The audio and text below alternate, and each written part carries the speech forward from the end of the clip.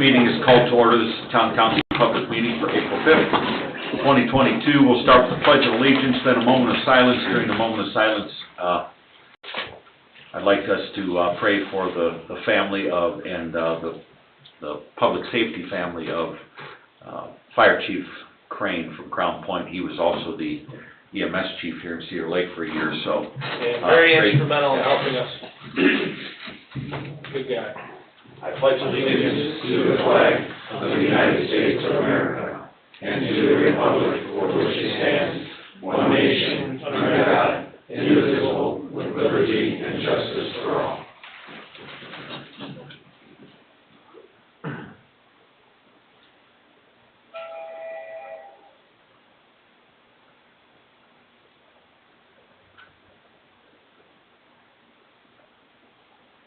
Thank you.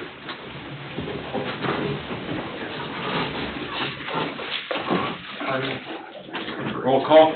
Robert Carnahan. Here. John Foreman. Present. Julie Rivera. Here. Ralph Miller. Present. Colleen Scheven. Here. Richard Sharp. Here. Randy Niemeyer. Present.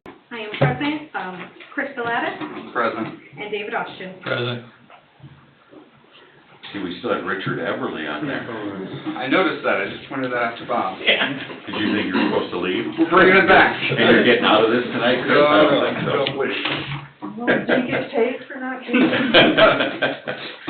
We have a public hearing, ordinance number 1412 is voluntary annexation Cedar Lake 133 LLC, an ordinance annexing certain contiguous land to the town of Cedar Lake, Lake County, Indiana, and all matters related thereto. Review of legals. Legals are in order for the public hearing. Thank you. We have a reading of ordinance 1412, voluntary annexation. Introductory reading was on 2/15 of 2022. Mr. Sharp, by its title, please. Ordinance number 1412, an ordinance annexing certain contiguous land for the town of Cedar Lake, Lake County, Indiana, and all matters related thereto. Thank you. We need to have a reading of Resolution 1304, the fiscal plan and policy for annexation. Resolution number 1304, a resolution of the Cedar Lake Town Council to approve a fiscal plan and policy for proposed annexation of a parcel of real property to the town of Cedar Lake, Lake County, Indiana. Thank you. Do we have any remonstrators for or against? Second call, any remonstrators? Third call for remonstrators. No remonstrators for the record. Town council discussion, any discussion? Yes. I had a resident that was concerned about us providing all the services, roads and sewer and everything, and wanted to know if that was all in order, and according to what I read in here, it is. But we don't supply any roads, and we don't supply any services. For the road, they were concerned about the roads that we have here in town Right? that were not taken good care of. But if people are annexing land into town, they put the roads Right, in, you know. and then we take them over Right. eventually, when they meet our grade. Right. And- I just wanted to let that Yeah. Yeah, and I understand people's concern for our current infrastructure, but since the town has started growing, we've been able to improve more infrastructure than we ever have. Properly. Yes, and so there's always the chicken and the egg argument. You can't necessarily fix the roads until you, or fix infrastructure until you have the revenue to do so. Right. This isn't like a private business where you can go to a bank and say, I'm gonna kinda hedge on my growth and do this beforehand, before you have the revenue. We always have to do things kind of on the back end of it. But that's just how public finance works. And we're continuing to improve the roads, we get one section done, then we move on to other sections. Yeah. May I ask a question? We'll have public comment, Charlotte, so, the remonstration for the public hearing is over.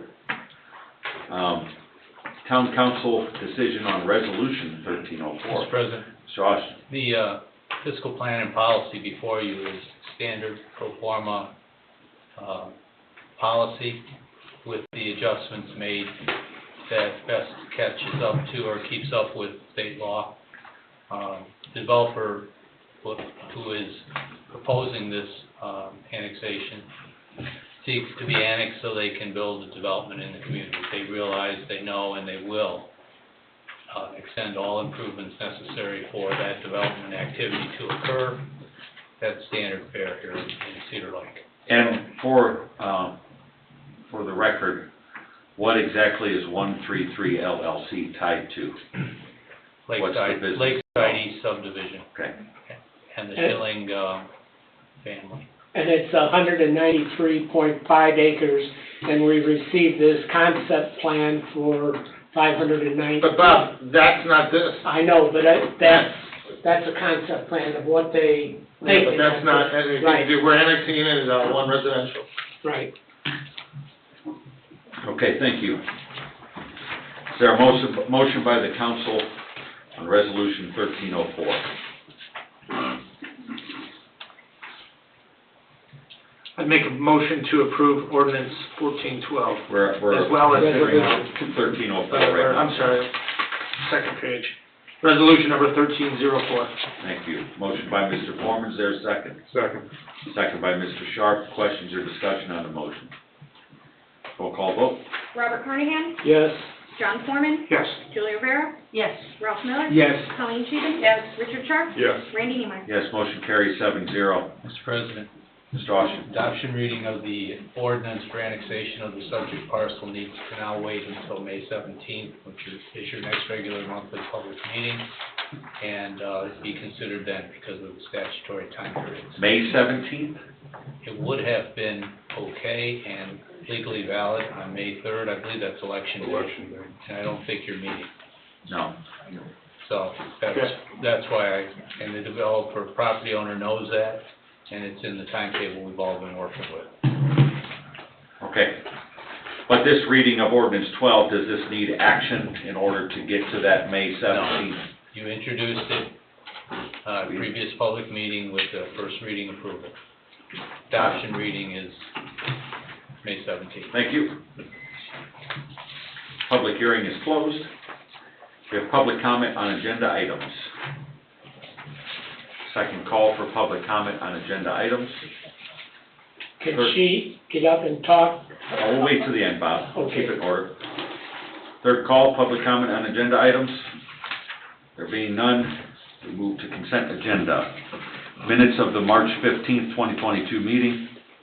All town funds, $161,075.29. Wastewater operating, $61,112.98. Water utility, $41,062.49. Stormwater, $15,432.87.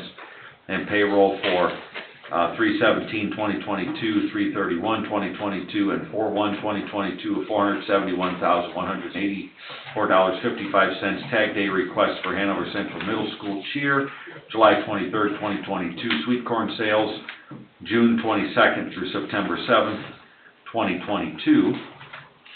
In True Value parking lot, motion to accept and waive the reading of minutes and accept the consent agenda as listed. I'll make the motion to accept. Thank you. Motion by Ms. Sheba, is there a second?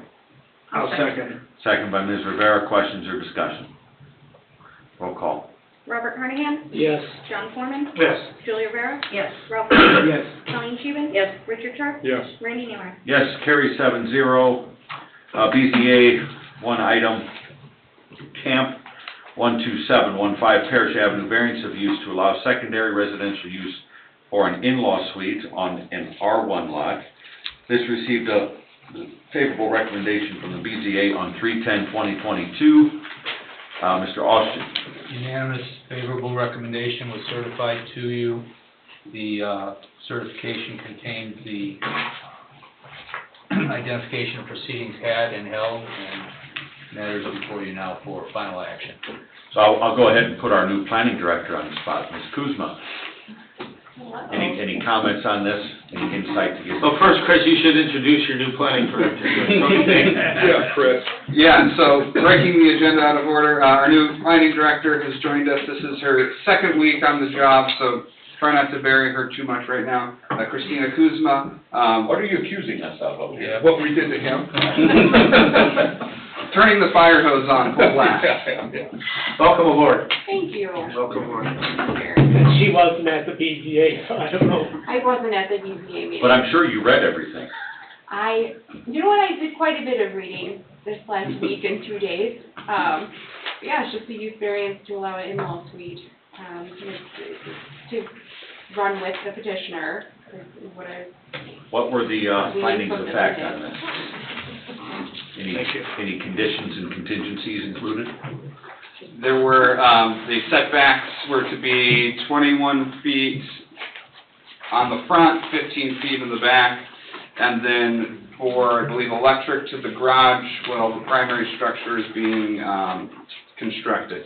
The previous house burned down, the new owners bought the property, and the garage was still standing, so they'd like to run electric to it during the construction. I believe also there was a contingency, if I'm remembering correctly, that the in-law suite cannot be used as a rental. Okay. This was a 5-0 favorable recommendation made by the BZA. Is there a motion by the council to approve the variance of use as recommended by the BZA to include the findings of fact and the conditions? I would make a motion to approve the variance of use as Randy just read into the record. Thank you. Motion by Mr. Foreman, second by Mr. Carnahan. Questions or discussion? Yes, I have a question. David, have we always needed a variance for in-law suites? I don't remember the last in-law suite. I remember the last one. Do you? Yes, I don't remember. I do very well. A gentleman left here and gave us the finger. I was so impressed by the finger, I forgot the variance. I remember that one. I'm sorry, John, Okay, yeah, it's It's just a rare- I knew they needed variance for setbacks, but I didn't realize that was in our, Well, you know, you consider that, and there's a lot of discussion we can have about this, but it could be like a second unit, makes a single-family home a duplex. Gotcha. You can start getting into those types of analyses, and keeping it simple probably is best, yeah, given what petitioner has explained and described and provided us in the public hearing. yeah, I can't remember the finger or the other variance. I thought we were number one, Yeah, that's all. Did we approve it then? Is that why he was upset? No, there was some discussion pieces and Didn't approve it. details that didn't quite go as planned, but it is what it is. That's 10 years ago, so. Maybe not that long, but It was about 10 years ago. Time flies when you're having fun. Yes. He still thinks you're number one. I think so.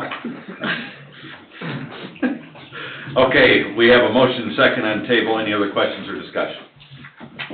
Roll call vote, please. Robert Carnahan? Yes. John Foreman? Yes. Julie Rivera? Yes. Ralph Miller? Yes. Colleen Scheven? Yes. Richard Turk? Yes. Randy Neiman? Yes, motion carries 7-0. Congratulations, welcome to Cedar Lake. Thank Move along, right? Have a great night. And go ahead and, if you want, on the way out, call us number one. You want both barrels or just one? Just kidding. Thank you. Well, congratulations. Old business, acceptance of documentation in relation to building permit fee waivers approved for Hanover Community School Corp. at the March 15, 2022 council meeting. Mr. Salatas. The paperwork is catching up with the action. The superintendent, Mary, had emailed me. She was very thankful that the town council waived the renewal fees and provided the paperwork requested for the building permits that will also be coming up for renewal, as outlined in the motion that was made at the last council meeting. So this is just here for ratification. Okay, so this is, can you summarize the list of permits that are included in this, Chris? So we can properly act on them and make record of them? Page 31.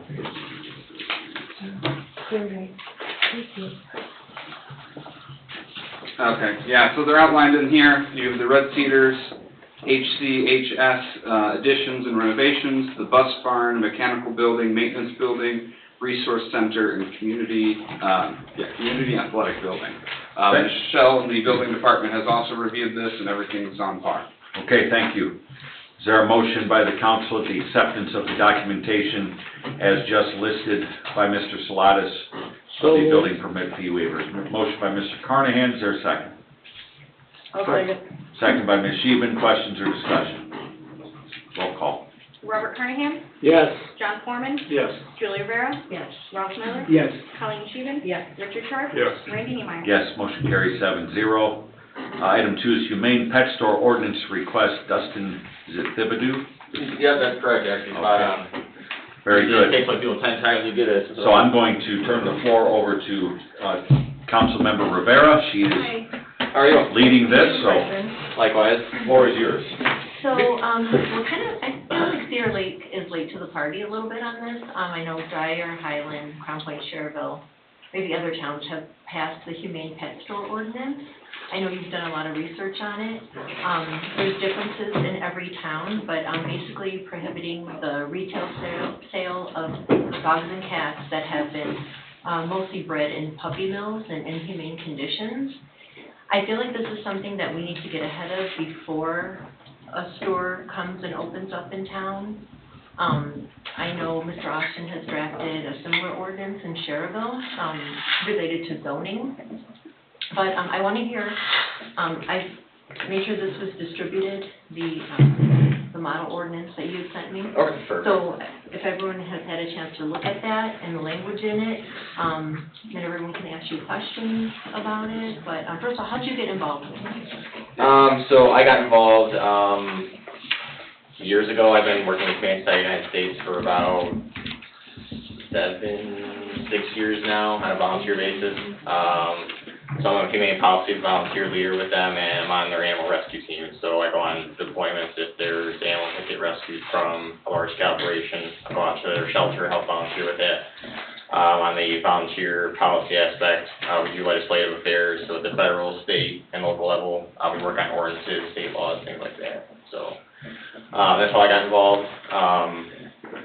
And then I'm kind of happy to start from a brief introduction, if that would be okay with you, just kind of run through what this ordinance would do essentially, if that's good. Yes, sure, go ahead. So for those who don't know, my name is Dustin Thibodeau. I'm a Cedar Lake resident here. I've lived here for a very long time, essentially about 20-ish years, give or take.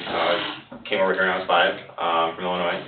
Same spelling as Coach Thibodeau? No, I get that a lot. I got away with it for a while until my Spanish teacher caught me, and All right. yeah, so my second I, he has an O. Okay. And your mom's Terry? Correct, yes.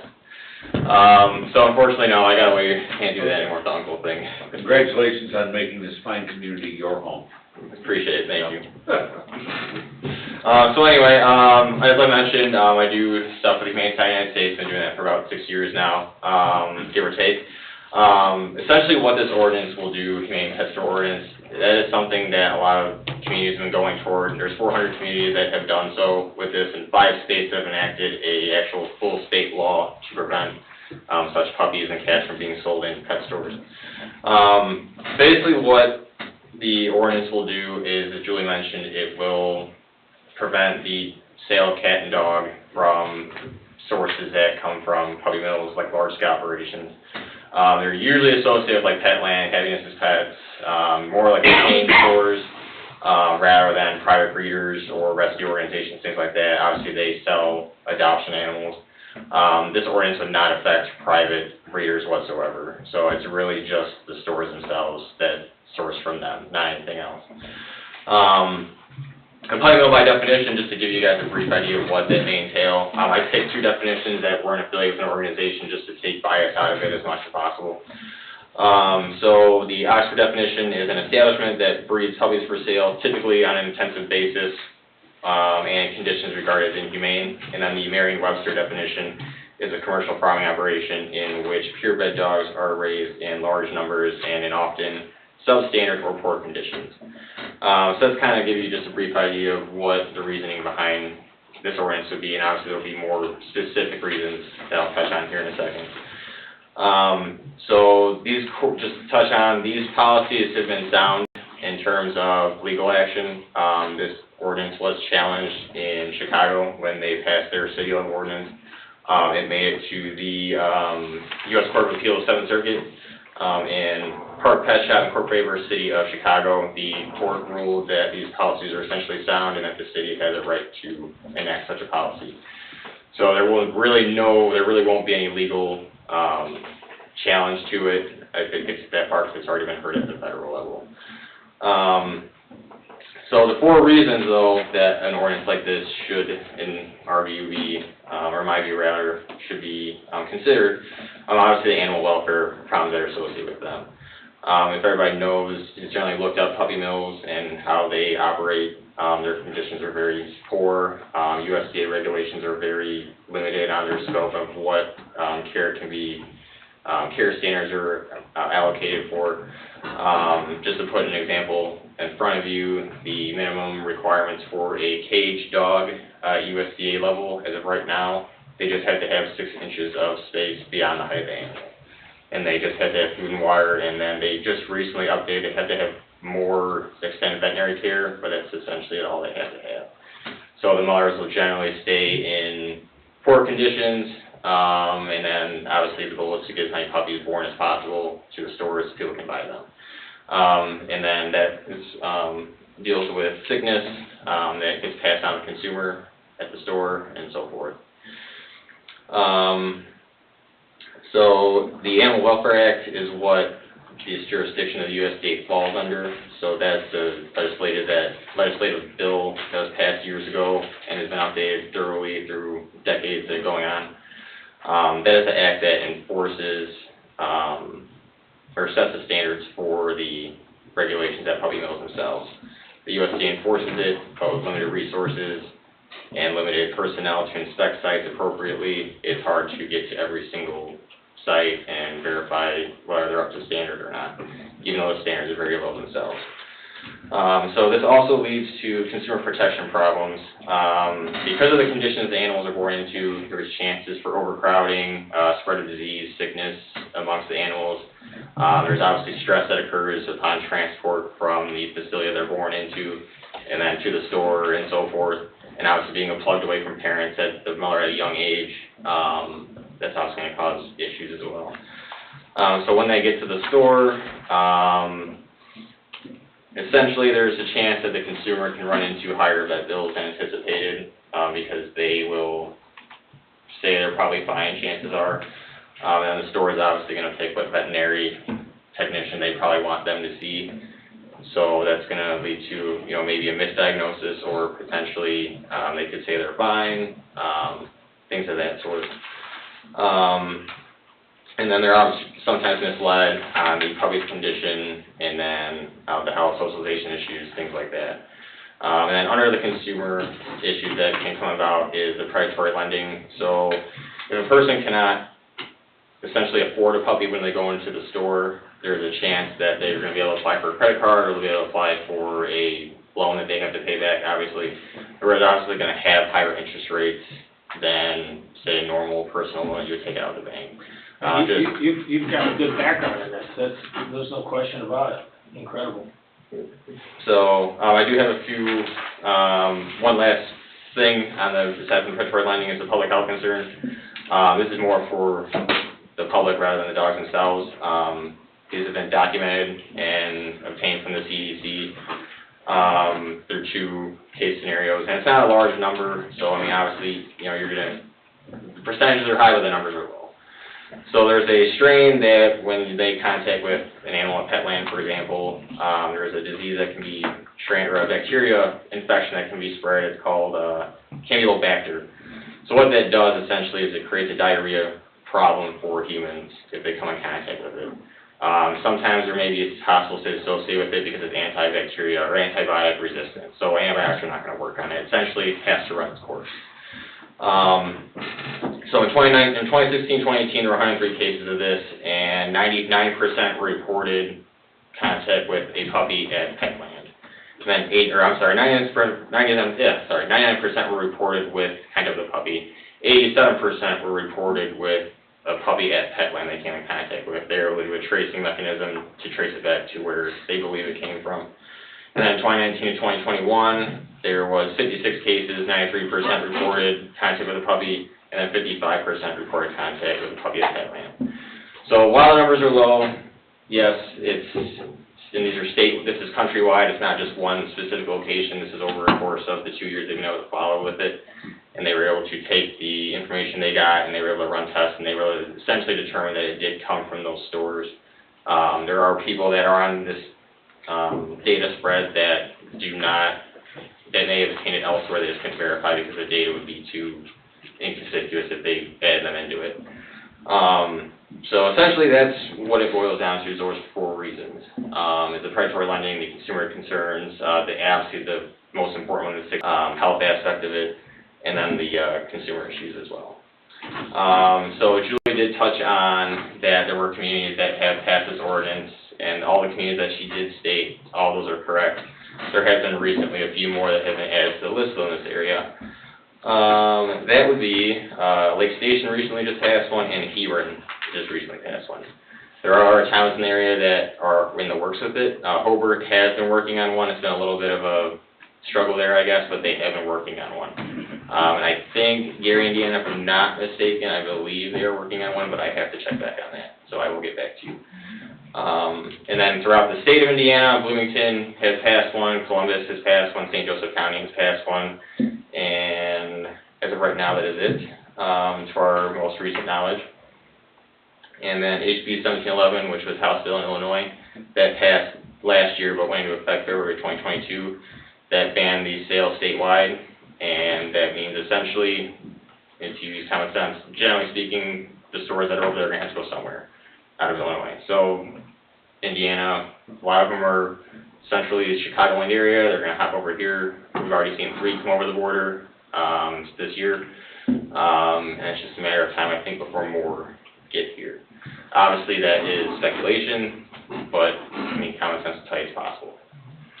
So those are the reasons that I've listed that we believe would be a good reason to pass an ordinance such as this. Obviously, the welfare of the animals, consumer protection, and just public health safety as well. So I have a question then. Yes. You mentioned Petline quite a bit. Yeah. Okay, so if Ralph opens up a pet store and he's buying puppies, is there an agency that goes and finds out where you buy your puppies? I mean, how do you know where a private person buys a puppy? So a lot of animal welfare organizations have done investigative work on this. Humane Society of the United States has, ASPCA has, and then Breaking Out Benji is a animal-based initiative as well. What they do is they do undercover operations, and they're able to find out where they come from, where they're sourced from. The USDA also does inspections, and then a lot of them, they have Class A, Class B, and Class C breeder license that has to be obtained. So with that, they're able to go in, they're able to kind of get an idea and label the scale of operation. But since it's USDA, it's the U.S. Department of Agriculture as well. So they regulate farming mechanisms, essentially. Gotcha. So if Ralph instead wants to raise dogs and sell them to these folks' stores, does he have to follow any rules and regulations, or can he just Yeah, he would buy have dogs? to, under the USDA guidelines. But if he was to do it on his own private accord, Right? he would not have to, essentially this ordinance would not affect him, is what I'm getting at. Not private breeders. Yeah, not for, Out of their home, small scale. Gotcha. That are doing it properly. correct. Gotcha. How do you know if private breeders That's what do I'm it saying. properly? That's my argument on this. Yeah, It's a slippery slope. It is. So the reason I think many people we don't want to get involved with the private breeder aspect is because it's hard to verify whether they are doing things right or wrong. We're more just focused on the ones that we know exist. We don't want to come in and dictate to some private individual that says, hey, you can't sell these dogs. Essentially, we believe that most private breeders are going to be responsible anyway, because they generally will be the ones that say, hey, you can come to my property, you can see the animal They for meet the itself. people that are Exactly. purchasing These them. pet stores, they're not going to do that. They're not going to say, hey, where'd this puppy come from? They're not going to be like, hey, look at this, operation that we have where they get sourced from. And that's probably going to turn the person off. Whereas a private individual, most of the time, they're going to allow you to come to their property and visit. So how would a pet store like a Petland be, and I've never heard of Petland, by the way, I don't even know if I've ever seen one. And Happiness is Pets. There's a Petland in Maryville, off of 30 over there by the mall. Oh, that's right, Hobart won't sign. Okay, Yeah. so if a Petland, doesn't have, where would they go to get pets if not from what you call puppy mills? Essentially, our goal would be to hope that they would at least get pets that are able for adoption. but essentially the goal is to Some also. people want puppies, Yes, and that like is, me. You can get puppies. you can get them, it would just have to go through a private breeder. Not everybody wants a rescue. You can get puppies though from a rescue, they're You a can private get- So you dog rescue or all the bust. time. So you can get the private puppies from a private breeder. Essentially, the goal with the pet stores, because the pet stores are often misleading to people about where the condition of the dog, where they come from. So essentially, the goal is, we're just trying to say, hey, you guys either change your business model, or you guys take care of your dogs better, and that's not happening. So, So, if you were breeding dogs, Randy, and you own a pet store, he can sell his dogs to you? that, I believe, I would have to get back to you on that. I think that would be, Well, how are they supposed to get their pets? I mean, 'Cause they especially get if 'em putting a from- pet stores out of business. Well, you can find a pet through a private breeder. I know, but I'm saying I wanna open a pet store, and I wanna go to Randy, because he's got really nice puppies, and I wanna sell them at my That's store, right. because he doesn't wanna sell them Right. at his house. His dog had puppies, he doesn't wanna sell them. I've got a pet store, I wanna sell them. My dog will never. Why should I not be able to sell Randy's puppies? If Randy puts his puppies on Facebook, they'll be grabbed up right away. But I'm just saying, so you're Listen, essentially I trying to don't wanna put be a a part pet of store it. out of business. Yeah. You don't want pet stores. You guys are throwing me in. You want no pet stores, even if they're doing the right thing. Well, there are pet stores that actually use adoptable dogs and rescue dogs, and, let me just get on my soapbox for a But, okay, second. but why do they have to be adoptable? Why can't they be Randy's puppies? He's No, not a I pet. think Julie's saying And both. he's not a pet. Okay, Look, and then Mr. there's, Sheriff. okay, This is a So- conversation. so something you didn't mention, so everyone knows I have a rescue dog that is, he's like a bait dog, so he was like the worst of the worst condition. They're the most loyal animals, they're potty trained a lot of times already, so I do have bias towards rescue dogs. But I don't have a problem with people that are breeding dogs in their home. If they're breeding them in mass quantities, that's a problem for the health department. But I feel that by stopping the pet stores, people will go out and find other ways to get pets, which is through reputable breeders or through a rescue. You can get puppies at a rescue because, people I know have adopted the mothers, the pregnant mothers that have been bred for years. But aren't a lot of rescue puppies and dogs products of puppy mills? Yes, but now they're being So now discarded. it's okay to get it through a rescue, but not through a pet store? Right, because if they were rescued, that means they were Just being interesting. mistreated. They were in a hoarding situation, unclean conditions. If they're taken from the owner or given up by the owner, then they're available for adoption. So this will cut down on the overabundance of unwanted pets. I get that side, but now Randy's got really nice taken care of puppies, and he wants his pet store to sell them. Like how many puppies does Randy have? I have 15. Maybe he has Very small 18. space. I His don't know. dog had 8 puppies, he's I have not one keeping puppy. any. I And, have a- and so there's a pet store in town that says, I'll sell your puppies for you. Do I need to send code enforcement to your house? Yeah. Check out what you got. Health Listen, department, I have code one puppy, enforcement. it's a little Aussie doodle that we just got from a private breeder. And I like puppies, I like puppies that are certain breeds, like we've kind of gravitated towards the poodle breeds. We had a standard poodle the first time and then a standard party poodle the second time, and he turned out to have some genetic issues.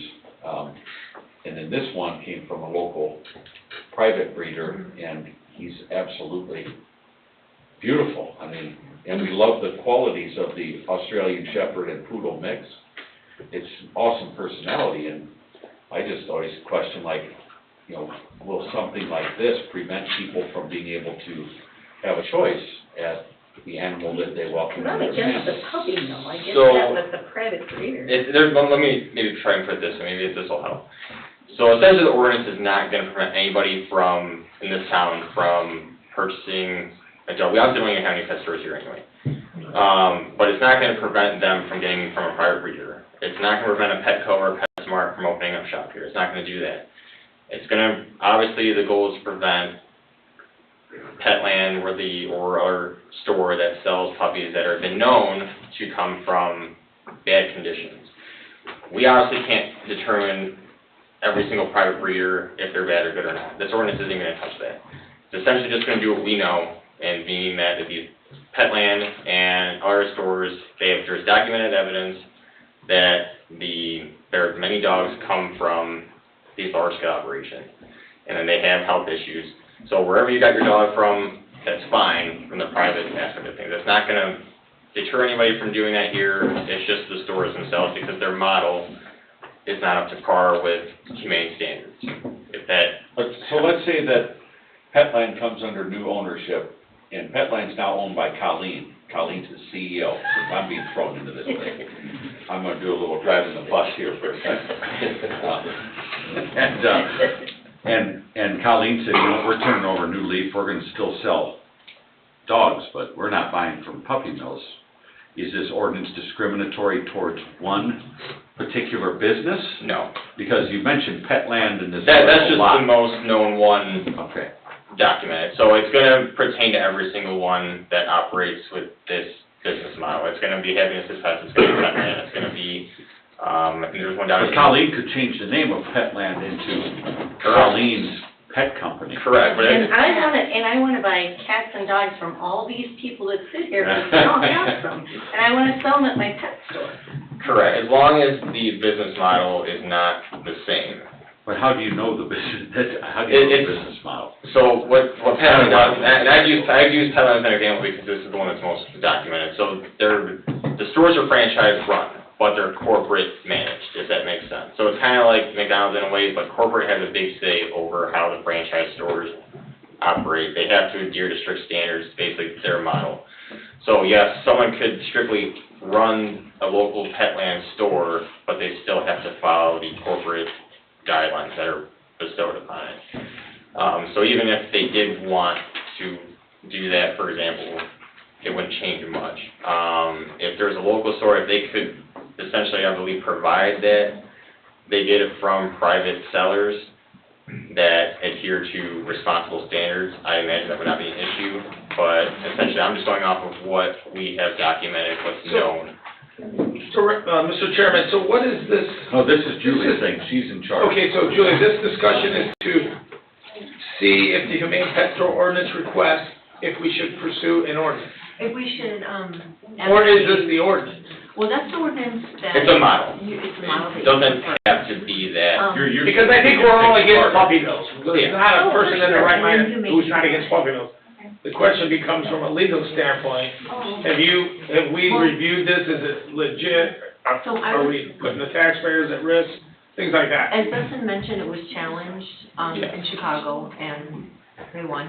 All the way to the Seventh Circuit. But if, Mr. Yeah. Ashton can explain the Schererville ordinance and how, you know, it might be different, it's a zoning ordinance, can you explain a little about that?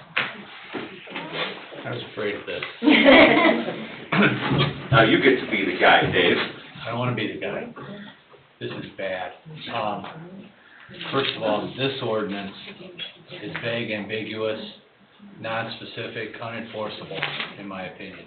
Okay, so one more. I mean, it could be your model and you can take it as your carrying piece, but, this would be a lot of fun to litigate, actually, if somebody tried to enforce it, in my mind. Secondly, and to your question directly, Julie, Schererville accepted my advice on this for enforcement purposes, that puppy mills were the target, and that there would be no puppy mills permitted. And the zoning component of it was to have enforcement, so that the prohibition could be enforced. That's it. It was almost that simple. Couple definition changes. It was, simple for the zoning ordinance amendment that had to be made. But that doesn't get to the spirit of this, which is to prevent pet stores from obtaining puppy mill bred animals. So you could have a pet store in Schererville that, It permitted pet stores to exist and continue to exist. It prohibited within a pet store environment, okay. puppy mills, or kitten mills, actually. Right. It included both. So they don't want them having They were the mill defined. within the organization. That's right. Within their community. That's right. But So it they did doesn't not take- regulate where It doesn't a regulate pet the store pet store. buys the animal from or sources their It does animal. not. And it almost shouldn't, because why would we wanna get into someone's private business? Government shouldn't, you know, if. Don't ask me, ask If Julie. the FDA isn't doing, I mean, of course, we can make that statement that we're against puppy mills, and I think your ordinance in Sherville does that, It does, and it's very clear, it's easily enforceable, right? Well, because to me, that would be it has the point. shall language in it, and it doesn't stray from a definition, that was included. Did you by chance, have a copy of that for review, or is that public? Yeah, it's that was an adopted ordinance in a public meeting, so it's readily available to you. And so it looks like it was amended, and the town's current zoning ordinance pertaining to the regulation of pet shops clarified where the town said establishments are permitted. So was there something in the ordinance about where a pet shop could be Yes. located? It was required to be in a C3 zoning district only with variance of use approved. Was They it- added 2 layers of review to the approval activity for that type of, business, if you will. And are you familiar with the Crown Point, Dyer, or Highland ordinance? Essentially, the language that, I can't speak on it for certain, but speaking with the state director of Humane Society, you've been working with on this, those are the, whatever language they have, that's the language we're essentially looking for. I know the concern with the zoning, at least from what I was informed, is that it still allows for the store to be there, but, the ordinances at Crown Point, Lake Station, all them have gone through, that's what we're really aiming at. Julie, what's your desire in this, so we can direct our attorney to evaluate, analyze, give recommendations, and possibly draft something? I mean, my desire is to just prohibit, pet stores from opening before it's in Cedar Lake, before somebody comes. So I can- Unless they're a pet store that has rescues and adoptable ones. So here's what I can do, I can send everybody information, that you guys can read over, if that'd be helpful to you. And then maybe shed some light. Obviously, the goal, we're still on private breeders to exist, it's just where these are stores targeted because it's just documented, that's what we know, that's essentially. But I don't think we can prevent pet So- stores from being in business. No, I don't think that's what Julie meant. Commerce Clause of the United That's not what she States. meant, but, No, that's what Not it stores sounds that like. have, like Elsa. It wouldn't prevent the stores from existing, it would just prevent them from selling. To prevent them from being pet stores. No, No, it would turn them essentially into a Petco or a PetSmart, unless they change, so if Petline comes in, for example, they can come in as long as they do not sell the animals from the source stores. But since Petline is not gonna change their business model, that's probably not gonna happen. But it's not gonna prevent a store like that from coming in. It's just gonna say, hey, you can't sell these dogs that come from the mill. So you said your I desire just was. wanna go big or go home before a pet store opens up. So they, hypothetically, they could What if open. the Ark wants to come in? They got all those cool fish over there. Okay, so, Julie, if I may, so could we maybe review this versus maybe what Crown Point and then to Well, you first. drafted one in Cherville. so Right, you might wanna but look at that's that. more of a zoning ordinance against puppy mills, but let's review and see what these other towns that have this look like, and have our attorney look into it and see if we can find a middle of the road, because I don't think government's place is to say what kind of store can open, and or where you Well, buy your yours is in merchandise, zoning I just law. don't see it, and I'm against puppy B1, mills. B2, B3 gives us the. Yeah, so B3, and then they would have to have BZA approval on But top of it, is what we're doing. That's where the zoning Or part of they- this could be the right approach, Right. to create those clarity of definitions and uses and Would you be good with that, those Joe? sorts of things. Yeah. Change this into a part of zoning ordinance against puppy mills? Yeah, I would like to see, I haven't seen what Dyer and Highland have. I can get those, and I can try and track down every single ordinance, and I can send them all to you guys, so you guys can review them. That'd be great, Dustin. Yeah, if you can send that to me, and then I will talk to Mr. Austin, we'll see if we can come to a middle ground. But you asked me what I wanted, and that's what I want, but I know I'm not gonna get it. This is the USA. Businesses still have a right to exist. Yeah, I can see not doing a puppy mill in town, that makes all the sense. Again, Right, nobody likes what Where- puppy mills. We don't want that. Yeah, again, it's not gonna say the store can't come in, it's just we're saying that you can't sell X, Y, and Z. It's essentially what it is, so. So, Julie, any action you want the council to take this evening? Or do you want to defer it? I want to defer this and then have the next 2 weeks to kind of look at what the other towns are doing and confirm. Is that a motion to defer? Yes. Second. Motion to defer by Julie, second by Mr. Sharp. Questions or discussion? Mr. Austin? Julie, when you get the other ordinances, will you circulate those, please? Of course. I've seen several of them, but you can see them all probably. Okay. Thank you. Dustin, thank you. Thank you guys for your time, appreciate it. Thank you. Appreciate your passion for this. Thank you. It's important work. Any other questions or discussion on the motion? Roll call. Robert Carnahan? Yes. John Foreman? Yes. Julie Rivera? Yes. Ralph Miller? Yes. Colleen Scheven? Yes. Richard Sharp? Yes. Randy Neiman? Yes, motion carries 7-0. Item is deferred. Thank you again, Dustin. Yep. Everyone. New business, item 1 is ratify use of U.S. Bank for trustee services for the Lake Ecosystem Project finances. This one should be easy, no puppies involved, just money. Just as it reads, this is just to ratify the U.S. Bank for the trustee service. I believe we've used U.S. Bank in the past, if I've heard correctly. And then this is specifically for the Lake Eco restoration bond. Catching the paper up to the deal, they're already working. In fact, they'll process the closing on Thursday. It's awesome. It's actually going to happen. Incredible. Motion by the council to approve. I'll make the motion to approve. Thank you. Motion by Ms. Sheehan. Is there a second? Second. Second by Mr. Sharp. Questions or discussion? I mean, Mr. Miller, I'm sorry. You guys throw your voices. We do. I even wrote right now. Second by Mr. Miller. Questions or discussion? Roll call. Robert Carnahan? Yes.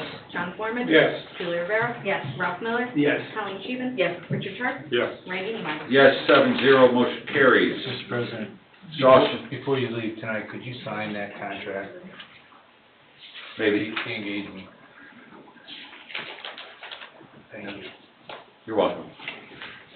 My pleasure. Just when the thing closes on Thursday.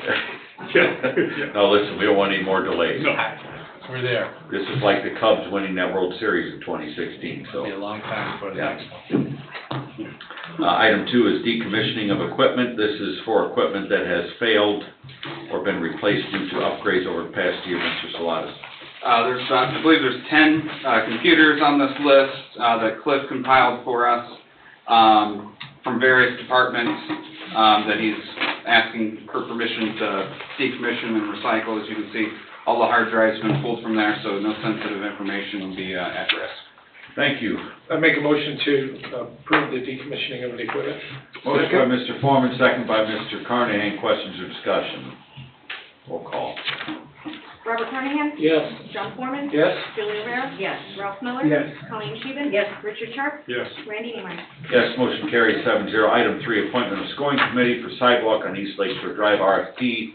I circulated to the council earlier today the engineering report that we had from Christopher Burke when this project was first brought up to possibly create the pedestrian conveyance by Smith Ready Mix all the way around, but the first part of it would be from the roundabout at Klein Avenue to the town hall complex. So Chris, do you want to talk about the scoring committee? Correct. So this is a NERC project, so it's an 80-20 grant. We need a scoring committee of at minimum 3, maximum 5, to go over all the RFP. Well, we're hoping all the RFPs. We at least need 3 that'll come in, and the scoring committee will make a recommendation based off of a scorecard which was sent out in the RFP, and it should be in your document on page 39. That's the scorecard the scoring committee will use. The first part is given to us by NDOT. They've already scored all the approved engineering firms on their end. We'll get that from them once we've received the RFPs in. The RFP scoring committee will do the last 4 boxes and then give that calculated recommendation to the council for approval, ultimately approval of an engineering firm. What's your recommendation of the members of that committee? I think it should stay small. I think 3 would be good. That way we can get this taken care of quickly. And there are some rules with that the members cannot necessarily collaborate with one another. Correct. So I will, once we've got all the RFPs in, I will take the engineering firms that we've received the bids from, send the list of engineering firms we received RFPs from to NDOT to verify that they're both certified, and to collect the NDOT list of the scores for each of them, fill that out, and then send that off to the scoring committee, and then they will, on their own, go through the RFPs and score the remaining portion. Those will then get tossed together, weighted out in an Excel spreadsheet, and brought in front of the council. Those also will be included in the LPA document that goes back to NDOT. So NDOT will see how each individual firm was scored by each individual member. So everything is transparent, and yes. Do you have a recommendation of who? I would recommend myself, a council member, and a redevelopment commission member. Who in particular? I would say Greg Parker from the redevelopment, and Julie, if you've got time. Sure, can we meet in the evening? Well, we won't be meeting, you'll have to do it individually. You'll get a packet. Oh, okay. I've been on these scoring committees before, and you get the actual proposals from each engineering firm. Yeah. You read through them, and then you score based on the criteria on the sheet. Okay. My only thing I'll say to people, since I've been on a number of these, don't just look at glossy pictures, right? Because we've scored things here before based on how glossy it is, and we've ended up with garbage engineering. So please don't do that. But rate people fairly, look at all of those criteria and measure it carefully. So luckily, the RFPs are due 2 or 3 days after our next council meeting. And then the timeline to get them back is just when we've scored them and gotten it back to NDOT. All the RFPs will be submitted electronically, is how the proposal went out. So the possibility of glossy paper will be nullified because we will be printing them out here in the town hall. Yeah, and make sure that you also look at some of the criteria as it relates to history here, because history is a factor. If we've had bad history with a particular engineering firm, which we have, remember that, please. It's fair to do so. Mr. Parker will remember, and Julie will remember. Well, I hope so. Because after we had a really bad experience, we hired that same firm again through a scoring committee, which blew my mind. Because we only have one for the election. And I was on that committee, and I remembered the history, but others didn't. But nonetheless, so we have a recommendation from the town manager to appoint Council Member Rivera, Town Manager Salatas, and RDC Member Parker to the scoring committee for the sidewalk project. Is there a motion? Make a motion to approve. Motion by Mr. Sharp, is there a second? I'll second. Second by Ms. Rivera, questions or discussion? Roll call. Robert Carnahan? Yes. John Foreman? Yes. Julie Rivera? Yes. Ralph Miller? Yes. Colleen Scheven? Yes. Richard Sharp? Yes. Randy Neiman? Yes, motion carries 7-0. Item 4 is consider approval of purchase of car and body cameras for the police department. This received a favorable recommendation from the Board of Safety on March 23rd, 2022. Mr. Salatas. I'm going to turn this one over to our Deputy Police Chief. Mr. Brittingham. Thank you, Mr. President. On behalf of the Chief of Police, he asked that I go over this with you. I know that it's been a project that everybody's heard about, has been going on for quite some time, and it's obviously a very expensive project. So we found the company that we want to go with, based on a number of different considerations. It's ultimately Motorola Solutions. WatchGuard is the name of the company, and we have everything. There's things you want to look at in depth. We have everything for you on that. This was presented to the Board of Safety for their approval at the last meeting. You should have received their approval letter in your packet. They did vote in favor of approving the recommendation, and the recommendation is to purchase the entire package of body cams and car vehicle mounted cameras. There are completely two totally different costs associated with that. Of course, one is considerably more than the other because you're talking about a lot more equipment. There's good reasons for it. Body cameras alone do not give you the entire perspective that you might be looking for in an incident. Everybody has seen those things on YouTube and everything else. And you can see the focal point of a body camera and what it captures and what it doesn't. And also you may or may not have seen incidents happen where those cameras come off. Every company out there has tried to develop better mounting systems to prevent that from happening, but it still happens. And when that camera comes off, it's laying on the ground face up, and that's all you get. If you have a car-mounted system and you have several different police cars at the scene, there's a very good chance that you'll capture the entire incident on those vehicle cameras as well. And this particular system takes your body camera recording and the vehicle recording and merges them together as one incident. So you can view it as one incident. It's a very neat system. Of course, technology has come a long way. So between the two, you get the whole totality of the whole circumstances and what's going on. What's the total price on the whole package? So the price on the entire system is $316,991. That is going to work out to be it's a 5-year contract, lease purchase contract, and it's currently annually will cost $46,837. Do we have any idea of its impact on our internal computing systems, i.e. servers? Do we need to have? That's all part of it. It's all part of it? Yeah, everything that has been going on for over a year now has included our IT individual as well, Cliff. And of course, he has the history with this company and this system and others through previous jobs, so he's very much aware and has been a part of all of this process as well to make sure that... Does this number require us to meet the state bidding thresholds and create a system where we have to spec it and send it out for proposals? No. What's the difference with this? This is a piece of equipment, this is an equipment package. You can elect to go to bid, you can elect to request a spec package be prepared and do that, but you don't have to.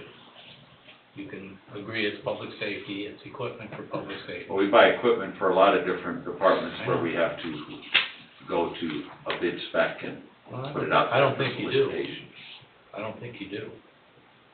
Just to help a little bit with that, first thing I would say to that is we have gone through several different companies to get a evaluation of what they have to offer and a price for just about every system out there. We met with everybody over the years. Yeah, I understand. I mean, I'm just saying technically, getting a quote is different than getting a bid. Right. Two different things. I know we've been, of course, I'm in favor of body cams and car cams. When we did the budget last year, did we put money in for this? I remember discussing it. And what fund would we use, Jennifer, to pay for this? We would use the Cumulative Capital Development Fund, CCD. We didn't specifically budget for it this year, but the Right. police department was awarded a grant that would cover, well, it would actually cover more than the first year. Will this mess up buying cars or anything? No, I can cover some of the financials if you want me to. The Well- chief did meet with our financial advisor, and he's been working with Jen as well. But if I can step back just a second too, on the financial side, John, Yeah. we had actually talked also with Chief Wilkening about their need for a fire engine, because that 1991 Pierce Right, is a 1991 Pierce. right. So anything we put on the CCD, we have to consider the totality. Mhm. So if you could go through those financials a little bit, Carl, that would be great. So first, we did receive a grant for $79,345. That would cover the initial startup and payments, because we haven't budgeted for it. We're gonna continue, of course, to apply for grants in the future as well. So if we go with that, again, the chief met with the financial advisor, who made projections that we could cover it for this year based on the grant money, but with his projected, budget for the years forthcoming, it should easily be covered with CCD funds. And he's broke it down in a spreadsheet with the numbers on there. So he was comfortable with the funds, and that we would be able to cover it with the funds in the next upcoming years. I think John's question's valid, though, is totality of impact on capital planning. That's, it's a high priority, there's no question. Body cams, dash cams, I agree. in the first year, yeah, it makes sense. We've been talking about this for years, Yeah, and I like it that we're here, but we've just gotta think about yeah. how the money's gonna work and what its impact is gonna be in the 5th year. Right. Well, it's good to know it's not gonna impact new police cars, because they gotta have those. But CCD is used for more than just Right. one Cumulative thing. capital, yeah. Public safety, public works, everybody Yeah. shares CCD. Yeah. Everybody's dipping into that. And Oh, for sure. It's limited, so. It doesn't have to only be CCD. If they cover the grant the first year, can we use a fund other than CCD? For the second, What fund are we gonna use? I'm saying, Yeah, that's, we're limited. Kind of limited. This is exactly we're what that, extremely limited. CCD is your capital, your Right. equipment. There is no other good I get it. fund where we have that kind of cash to cover. So are we able to dish a piece of this pie out of the general fund next year's budget? Well, For equipment, A is lot that of- allowed? I mean, technically you could budget an equipment line within your general fund, but when you Right. already have your CCD, in my mind, it makes no sense to start messing with your general fund, because within each department's general fund, so to speak, they're given a small equipment allotment, but we're not talking a small replaceable laptop, battery, whatnot, we're talking. $46,000 a year, I huge- think, right, Carl? Yeah, That's correct. we're talking a huge, and once you start taking 46,000 here, 50,000 there out of the general fund, then you're really messing with some numbers. I would say keep it in CCD, keep it in Okay. your actual I agree with allotted for equipment. Yeah, and to back up what Jen's saying, also, if you remember in the budget this past year, we agreed to basically spend some miscellaneous revenues that are receipted into the general fund above and beyond what our tax collections are, to the tune of almost $500,000. Right. And we did that based on the sustainability calculation of a certain modest growth rate of about 200 units per year. Right. If we start to commit yearly debt service to the general fund, which the general fund is fickle, right? I mean, it's going to go with the economy. If all of a sudden we only build 50 homes in a year, that miscellaneous revenue takes a big hit, and we've already committed a certain amount of revenue to the totality of operations, namely public safety. So putting it on the general fund might work periodically, Right, but it's not a good, sustainable. it's not a good, long term. When's the first payment, or when would it start? When do we get? Well, we wouldn't really pay until after that grant runs out, so probably be, what, second year? Yeah, so for the first year, because there's installation costs as well. But that's gonna be this year. For this year, we would be covered with the grant money. Okay. So the first payment out of our CCD fund would technically be next year. Okay. And of course, that payment would be the $46,000. And how much was the grant for? $79,345. Covers a year and a half. Well, plus installation, so it covers a year. How much is our revenue right now in the CCD, Jen, without having it front of us, an estimate. Not asking for exact. I honestly, 400?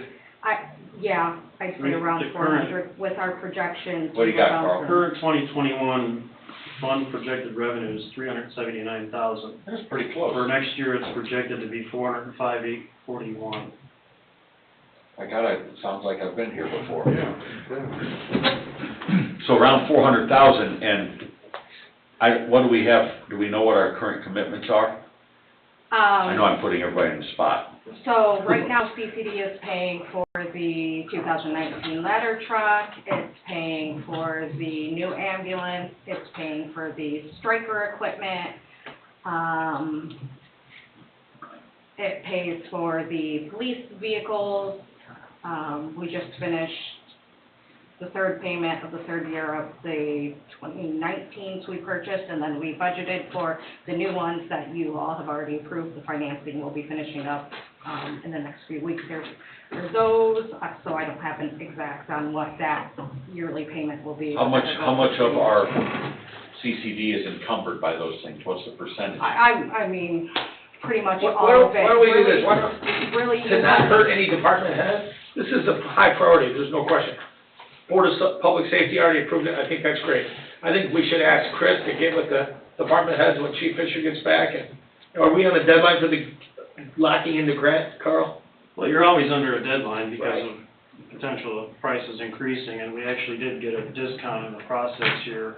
They didn't give us a deadline for that. Right. But So 2 weeks wouldn't kill us, you don't think? I would hope Or not. lose the grant?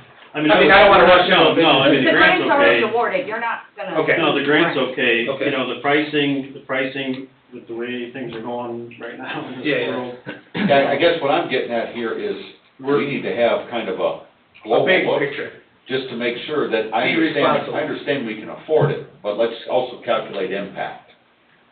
Not just affordability, but overall impact. If I may, my suggestion would be for myself, Council Affairs Committee, Mr. Salata, to get with Corby Thompson. I think just you and Chris and Corby. If you're And that okay would with work. that, then I'm okay with that, simply because We don't Just need a that. check and balance, I think it's there are so many responsible. asks of the CCD Yeah.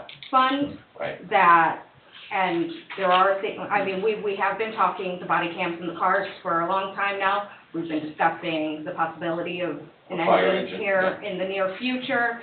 Public Works always has needs, so before. And Tim's one of our best purchasers, though. Yes, He yeah. he can take a pig, put a little lipstick on it, and it's pretty nice out there, so.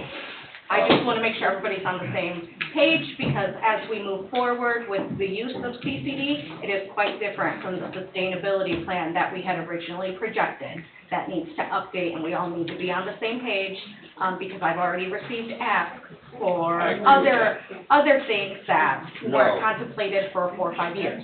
Right. Mr. President, This is a good approach. Mr. Austin? I've been talking with the chief pretty extensively about this. It's really an important action you're considering. One of the things the chief and I talked about, and Carl's delivered, the entire enchilada. Maybe the entire enchilada is too much at this point, or there are options to doing body cams now, car cams follow in a sequence where you have control of your budget for doing so. I know they have the numbers for the different alternatives, and ultimately the objective is body cam and car cam. And the but is, we don't have anything right now, so stepping up and protecting our officers with body cams first might be an appropriate strategy. Anyway, that's your call, but I know the police department has the information about that. Can show you what the costs are, the differences are in investments, if you will. Yeah, just that quick analysis should be pretty easy for the three of you, Corby, Chris, and Jen, to make and look at where our debt service is right now, where certain things will roll off, and give us an idea of, can we do the whole thing? Because that would be optimal. It would be the best outcome for everyone to just do it all. And it's responsible for us to do that Right. before making a rash decision, even though it's an important subject. I mean, it's good financial accountability to take a dive into it, make sure we can sustain it, and do our due diligence. Is that fair, Carl? Oh, I believe it's fair, sure. Okay. And if you would like for me to send all of this to you by email, just so you can look at it. That would be excellent. Tonight I'll email it to everybody. Okay. I'll email the 2 quotes Okay. and the pamphlet on the system itself. It's all pretty straightforward.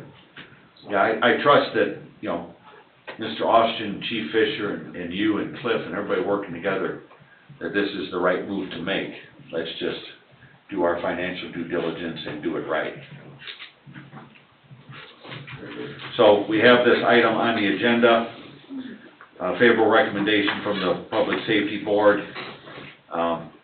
Is there a motion to defer and direct the clerk treasurer, town manager, and town financial advisor to come up with the financial schematic for us to take action? So moved. Thank you. Motion by Mr. Sharp, is there a second? I'll second. Second by Ms. Sheehan, questions or discussion? Roll call. Robert Carnahan? Yes.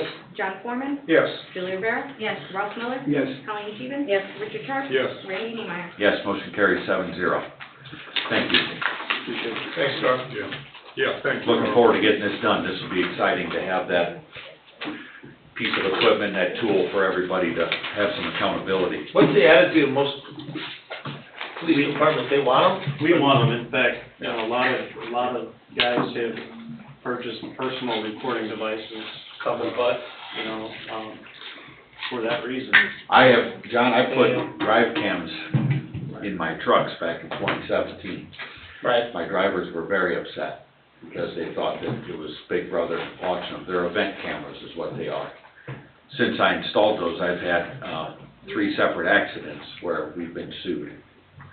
And I've won every lawsuit because it tells our story. Yeah, that's good. Right, it gives you that opportunity to, you know, if you're doing things right, you can tell that story that you're doing it right, and I think that's what we want to tell our officers, is that we're doing it right. Well, there's no question in my mind that sooner or later it's gonna be required by law legislatively, just as these crash cams in some foreign countries are required by law. Right. So. We even got to wait- beat the hammer on wait one of those, that until was it's my required by favorite. law, I'm sure the price will go up. You know that, yeah. Doing the hammer. See that guy?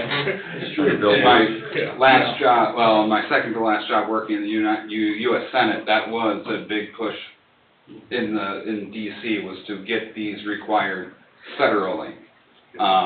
So it's, I believe, probably just a matter of time. There was a bill that came close to passage that would have required them federally, and did also provide a brief period of grants for communities to catch up. I wouldn't be as hopeful about the grant part, but I would suspect that federally this would be required eventually. All right, thank you. Next item is approval of 133rd and King Change Order 5, material name change. There are no cost or time changes in this change order, only a material name correction. Mr. Salatas. Correct. So this is, and I'm sure this is a Don Oliphant correction. The item description was originally transverse marking or multi-component crosshatch line yellow, and it changed to transverse marking thermo crosshatch yellow 12. So the paperwork costs more than the... That's a big whatever. That would be right? done. I think that's done. Or less. Mr. Chairman, I make a motion to approve Thank you, John. the material name change. Motion by Mr. Foreman, second by Mr. Carnahan. Questions or discussion? Roll call. Robert Carnahan? Yes. John Foreman? Yes. Julie Rivera? Yes. Ralph Miller? Yes. Colleen Sheehan? Yes. Richard Sharp? Yes. Randy Neemeyer? Yes, motion carries 7-0. Town council reports. I'd just like to report, and maybe Deputy Chief Carl can talk a little bit. We had a wreck at 128th Lane in Fairbanks, and you released a press release. And I found a typo on it too. Oh, okay. I didn't have a chance to look at it. So our evening started with a pursuit of an individual from Cedar Lake. who was operating an enduro motorcycle that wasn't registered, and he's also not a licensed individual. The pursuit ended up on Fairbanks by MacArthur North, ultimately ended in a field at Burr and about 125th. He went out to the field and got stuck, and the officers got him into custody. There was no crash, no injury, nothing bad or dangerous in that pursuit. And if it didn't end in that manner, it would have been called off eventually. Shortly after that, myself and Corporal Miller were headed in that direction, and Corporal Miller rolled up on a crash right just north of MacArthur Elementary on Fairbanks. It was a company van that had hit a telephone pole and sheared the pole completely off, and there were lines down. Individual was unconscious inside the van. We couldn't get him out because the doors were crunched. It wouldn't have even helped to bust the window. He was starting to come to, but ultimately the fire department had to basically take the door off to get him out, and he was taken to the hospital.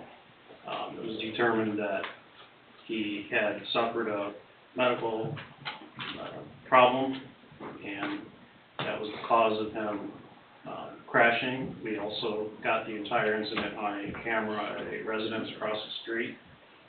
So we've seen the whole thing happen, and he just veered off the road and hit the pole. And it was obviously due to his medical issue that he's experiencing. So my first concern is that the rumor would start that it had something to do with the pursuit, and it absolutely did not. It occurred several minutes after the pursuit and had nothing to do with it. So it's coincidental. It was good you guys were there though. And NISCO came out, and they're still out there working. The road's closed, of course. We put up barricades, they put up barricades. They'll have it probably fixed by the end of the night. Press release was put out on both incidents, also emailed to all of you folks. And to the board of safety, they were notified, I notified them of both incidents. Oh, well, thanks. Any other reports, Bob? No, that's it right now. Any other council reports? No, sir. I have one that I've been emailing about for a while, the intersection of 133rd and Schneider. When cars are parked at the Enterprise Rent-A-Car right up to the corner, I one day went down there to just see in a car, I drive a car, what the sight lines look like, and it's pretty dangerous to get out there, to take a left-hand turn. You have to really kind of sneak the front end of your vehicle into the eastbound traffic lane. And it's my understanding that that site plan for that property, I believe, was approved a long time ago. I think that was when the Center Garage remodel took place. Is that correct? It is. And so from a public safety standpoint, though, I don't think that that's an excuse to not take a look at maybe working with Tom and Ed's to possibly eliminate a parking space there towards the corner as a way to help maintain some sight lines, because right now, when they have that lot full, you've got to be in that traffic lane in a car to see. Now, in a pickup truck, you might be able to see fine, but in a car, you can't. What if they just move the parking spaces back to the south 3 feet? That should help. Anything that could help to You know, the parking blocks move increase 3 feet south if they have increase room. sight lines. Back They up. got enough depth there. Yeah, I don't either. Because the building's right there. Yeah, They can figure it out. it's very dangerous right now. Yeah, Um, there's Now, it's not every day that I don't there's, think one car being removed, I also checked it out in the car. Yeah. And I don't think one car is adequate. I think it's, Yeah, it might be the vision several. triangles is bigger than one car. So that's why if they but get do we moved have to a the standard south. with a vision triangle that we now apply to? We do. And can we at least take a look at what that triangle is and do some measurements so we know whether or not it's adequate? You can, and if you do, and they decline to cooperate with a permitted parking stall and location and plan, then we may need to look at other acquisition methods. Well, I mean, for public safety, I think we have You go to the a property owner duty to first. do it. Yeah. for sure, look for collaboration, I would agree. Yeah, I mean, it'd be best to work with the property owner absolutely. if we see that through measuring the vision triangle that, hey, you know what, there's a problem here. It would be worth getting the data put together, having the conversation, and trying to prevent what could, with the increased traffic, what could be a pretty catastrophic situation of a T-bone accident. When it's really preventable if we just take some modest steps towards it. So, Sounds like your administrators have work to do. well, he's a manager. Administrator, manager. But I would think that this is gonna need input of Chris, the police department, and possibly even the building department, correct? Maybe Don Oliphant, Yeah, and the engineer. yeah. So this is gonna need some, action and people kind of focused on a resolution. Because I've driven that several times now in different scenarios, and it's a tough place to get out. And it's not getting better.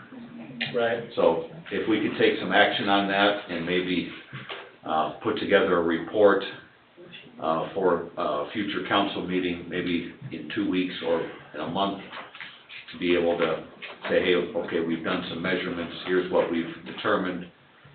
We've talked with the property owner and we're working together to solve the problem, hopefully. So, okay, I appreciate that.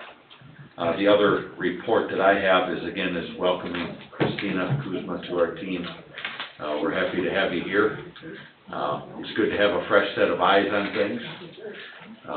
I think sometimes it's easy for all of us to get used to certain things that we do, and it's good to have someone with your expertise and background to steer us in the right direction.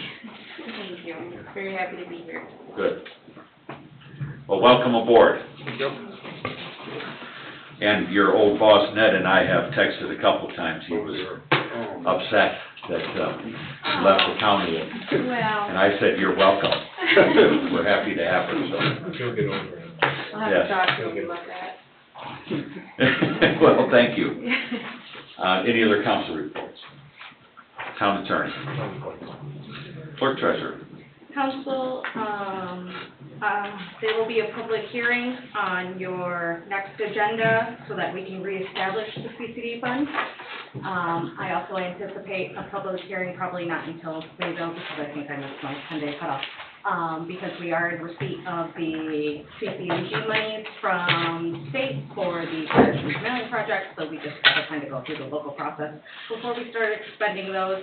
And I also anticipate we will need a few additional appropriations within the general fund, specifically because of people costs.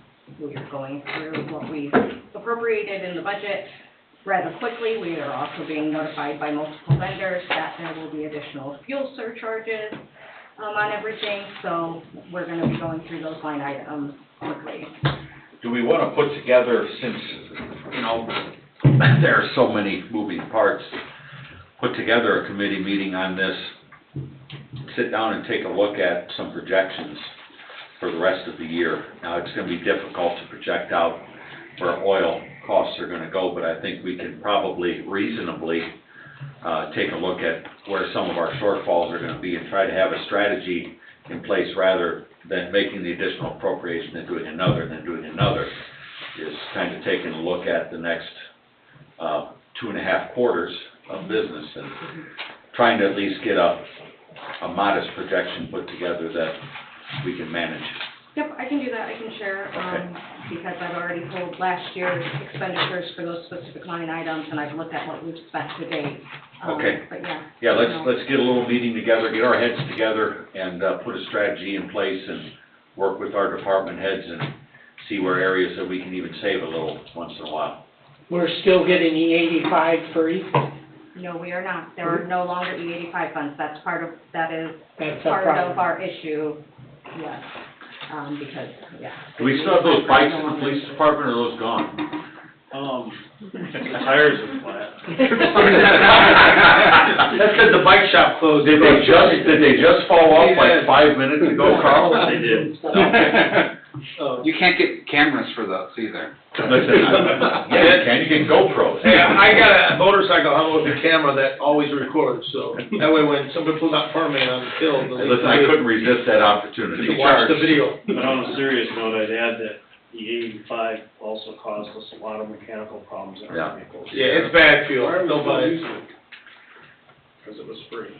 But now, Yeah, it runs hot. It's hard to turn down $0 and It 0 runs cents hot. for something. but if we're not getting it, a grant any longer, then we should stop using it because the economical value of it is about No, we're 50%. not, we're, yeah, so when it's gone, it's gone. Oh, we're just using up. Yeah, you get worse gas mileage. Half. My truck Yeah, is 6 so it makes, miles a gallon. you don't save anything.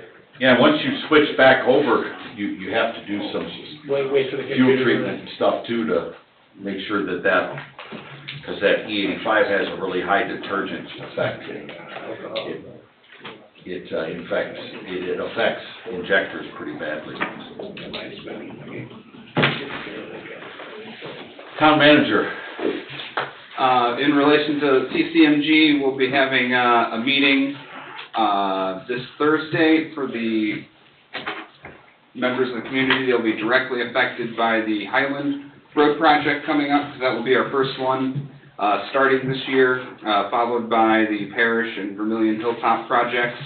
We will also have another meeting for the members of the community that are affected by those other projects as we get closer to the date of those projects starting, just to give them more information as to what the project timeline will potentially look like, where they will be affected, there's some, and where detours will take place. Cool. So that way everyone has as much information as possible.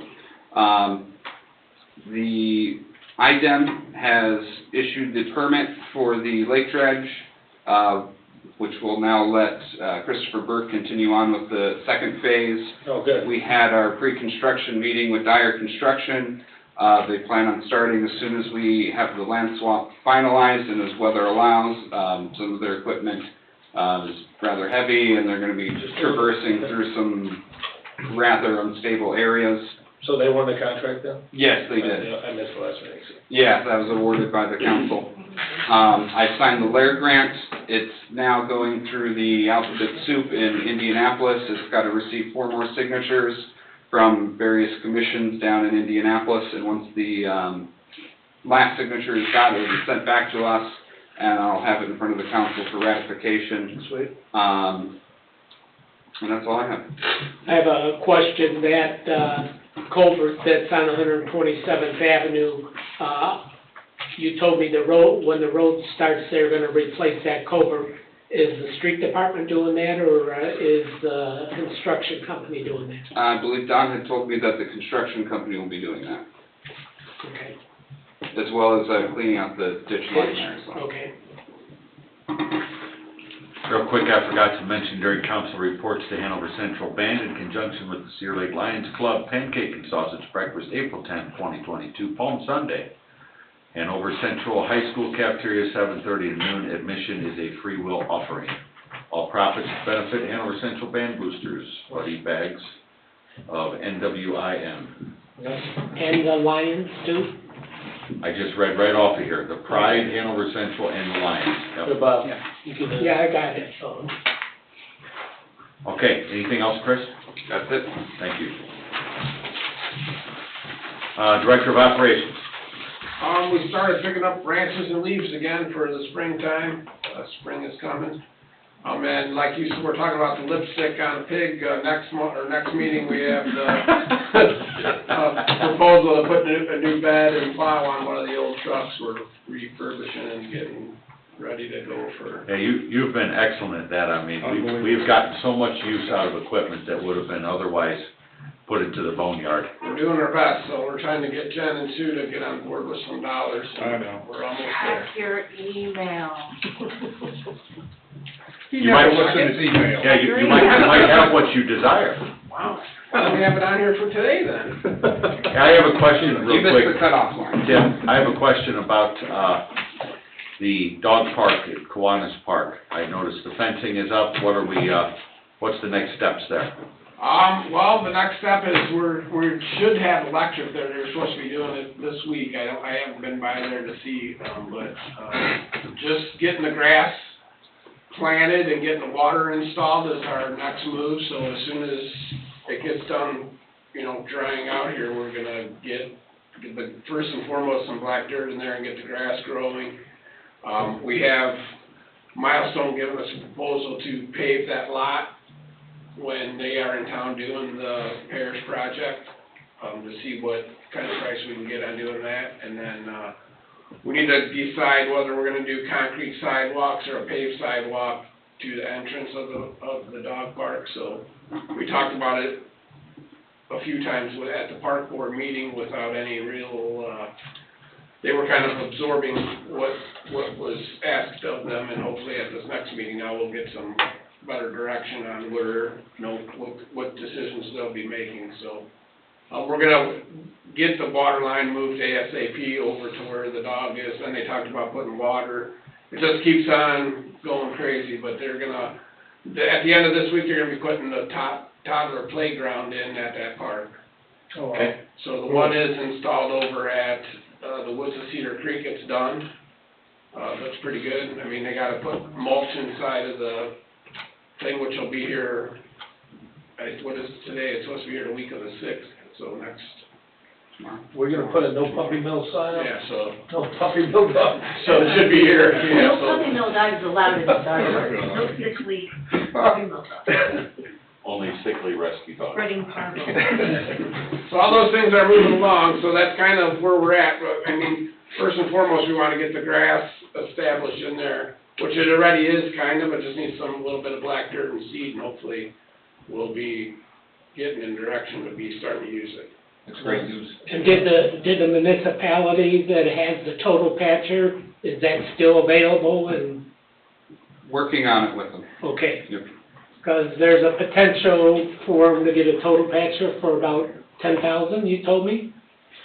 That was our initial offer. We'll Oh, see if okay. it's accepted. Bob loves dog patches. And it's supposed to be brand new and worth about $80,000. I'm waiting for someday for Bob to drive a total patch. I wanna see Bob driving the dog patcher. We're gonna get pictures of them this year doing it out on the road. Get him a vest and all that stuff. Heck, yeah, Oh, yeah, man. that's good. Any other reports, Tim? That's it for now, thank you. Thank you. Police Department, We'll have our activity report at the next meeting. thank you. Fire Department is not here, they must be busy. We have a Veritas report, page 46 of our packet. You wanna go over the highlights, Chris? The big highlights of that are the safety building, which they had initial meeting with with K2M. We've talked about the sports complex and wanting to move forward with that project. There's- Can I jump in on this one quick? So Dave and I and Chris drove down to Indianapolis to meet with the Veritas team. What day was that? We could go Friday. Friday. We could go Friday, okay. So, that meeting, we covered a lot of the things that we're working with them on, and to talk about the sports complex, what we're kind of looking at here from just a feasibility standpoint is starting with developing a plan of what the end product will be. But then paring that plan down into phases, and that way we can start to relieve the pressure in that neighborhood being created by some of these tournaments and different activity of a growing community. So rather than handcuffing ourselves with this big project, is parceling it out a little bit, making it more affordable, more feasible, and taking a step at a time and building this bigger community-wide type center. So that was kind of what we discussed from a strategy standpoint, and I talked to one of the park board members about that too. She had some questions, and they're going to be taking some ownership on that and helping to shepherd that through to get that first phase up and running. Right. So it's better to get something going rather than wait for the whole thing. Right, I think they usually build those as sprockets, you know, like a hub and a fields all around the concession. Yeah, so if you maybe maybe do get one or a two. couple of ball fields, a couple of Start with softball fields, softball, add a Little League bathroom as we go. facility, some parking, some concession, you have the start of something. Right. And then you can, but if you start with the bigger plan first, then we can fit everything else into it. Right. Sorry, go ahead, Chris. No, that's exactly correct, and I think that's probably the one I'm very excited about, because the possible location for it, which we've, everyone, potentially the sediment dewatering facility, there's gonna be, a generous amount of land available as the material is dewatering that could be Well, utilized. the first location though will be the 60 acres that aren't a part of the dewatering facility. Correct. But then the longer term would be eventually to encompass that as well, once everything's been mitigated and we can backfill with some That's a clean good, fill. yeah. Really lends itself. Operating that way to makes sense. No, it makes, phase Long- one, long-term I don't care if goals. it's 5 phases, it makes sense. Yeah, long-term goals. Go ahead, Chris. The redistricting, they'll have, several, scenarios, within the guidelines of the parameters that the state, sets forth, available for us, I believe in a couple months. And then, I believe that was it. We just generally talked about the work that they do in, economic development and how they can, be helpful here in Cedar Lake. There's also Lake Shore Bluff on there, you wanna talk about that?